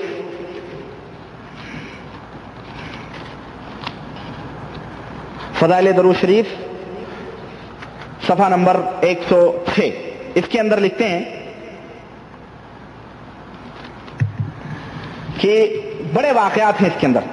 کہتے ہیں سفیان ثوری سے نقل ہے کہ میں طواف کر رہا تھا, میں نے ایک شخص کو دیکھا کہ وہ قدم قدم پر درود ہی پڑھتا تھا اور کوئی چیز تسبیح تحلیل وغیرہ نہیں پڑھتا. میں نے اس سے پوچھا اس کی کیا وجہ ہے؟ اس نے پوچھا تو کون ہے؟ میں نے کہا کہ میں سفیان ثوری ہوں. اس نے کہا اگر تو اپنے زمانے کا یکتا نہ ہوتا, یکتا یعنی بے مثال نہ ہوتا, تو میں نہ بتاتا اور اپنا راز نہ کھولتا. پھر اس نے کہا کہ میں اور میرے والد حج کو جا رہے تھے, ایک جگہ پہنچ کر میرا باپ بیمار ہو گیا, میں علاج کا اہتمام کرتا رہا کہ ایک دن ایک دم ان کا انتقال ہو گیا اور منہ کالا ہو گیا, میرے باپ کا منہ کالا ہو گیا. میں دیکھ کر بہت ہی رنجیدہ ہوا اور انا للہ پڑھی اور کپڑے سے ان کا منہ ڈھک دیا. اتنے میں میری آنکھ لگ گئی, میں نے خواب دیکھا کہ ایک صاحب جس سے زیادہ حسین میں نے کسی کو نہیں دیکھا اور ان سے زیادہ صاف ستھرا لباس کسی کو نہیں دیکھا اور ان سے زیادہ بہترین خوشبو میں نے کہیں نہیں دیکھی, تیزی سے قدم بڑھاتے چلے آ رہے ہیں. انہوں نے میرے باپ کے منہ پر سے کپڑا اٹھایا اور اس کے چہرے پر ہاتھ پھیرا تو باپ کا چہرہ سفید ہو گیا. واپس جانے لگے تو میں نے جلدی سے ان کا کپڑا پکڑ لیا اور میں نے کہا اللہ تعالیٰ آپ پر رحم کرے, آپ کون ہیں کہ آپ کی وجہ سے اللہ تعالیٰ نے میرے باپ پر مسافرت میں احسان فرمایا. وہ کہنے لگے کہ تو مجھے نہیں پہچانتا, تو مجھے نہیں پہچانتا, میں محمد بن عبداللہ صاحب قرآن ہوں. محمد بن تو تاکید بھی ہے کہ کوئی دوسرا نہ سمجھو محمد بن عبداللہ, میں صاحب قرآن ہوں. یہ تیرا باپ بڑا گنہگار تھا, یہ تیرا باپ بڑا گنہگار تھا, لیکن مجھ پر کثرت سے درود بھیجتا تھا. جب اس پر یہ مصیبت نازل ہوئی تو اس کی فریاد کو پہنچا اور میں ہر اس شخص کی فریاد کو پہنچتا ہوں جو مجھ پر کثرت سے درود بھیجے. فضائل اعمال پاکستانی پرنٹ صفحہ نمبر 791 اور انڈین پرنٹ صفحہ نمبر 106 اور واقعہ نمبر 43. اور واقعہ دیکھیں, نبی صلی اللہ علیہ وسلم بادل میں نمودار ہو رہے ہیں. کس میں؟ بادل میں آ رہے ہیں. سفیان ثوری سے ایک اور آدمی کی ملاقات ہوئی. اس کا دوسرا واقعہ, انہوں نے ایک جوان کو دیکھا ہر قدم پر درود پڑھتا. اس سے پوچھا یہ تیرا عمل کسی علمی دلیل کی وجہ سے ہے جو ہر قدم پر درود پڑھ رہا ہے؟ یعنی ایک قدم بڑھا رہا ہے تو درود پڑھ رہا ہے, دوسرا قدم بڑھا رہا ہے تو کیسے درود پڑھتا رہے گا؟ میری تو نہیں میں کیسے اللہم صلی اللہ, کون سی درود پڑھتا رہا ہوگا صلی اللہ علیہ وسلم, پھر دوسرا قدم صلی اللہ علیہ وسلم, پھر تیسرا قدم صلی اللہ علیہ وسلم, پھر چوتھا قدم صلی اللہ علیہ وسلم, پھر پانچواں, ایسے چلتا رہا ہوگا. جبھی تو انہوں نے کہا کہ یہ تو جو چل رہا ہے اس کی کوئی علمی دلیل بھی ہے یا محض اپنی رائے سے؟ اس نے پوچھا تم کون ہو؟ میں نے کہا سفیان ثوری. اس نے کہا عراق والے؟ کہنے لگے ہاں.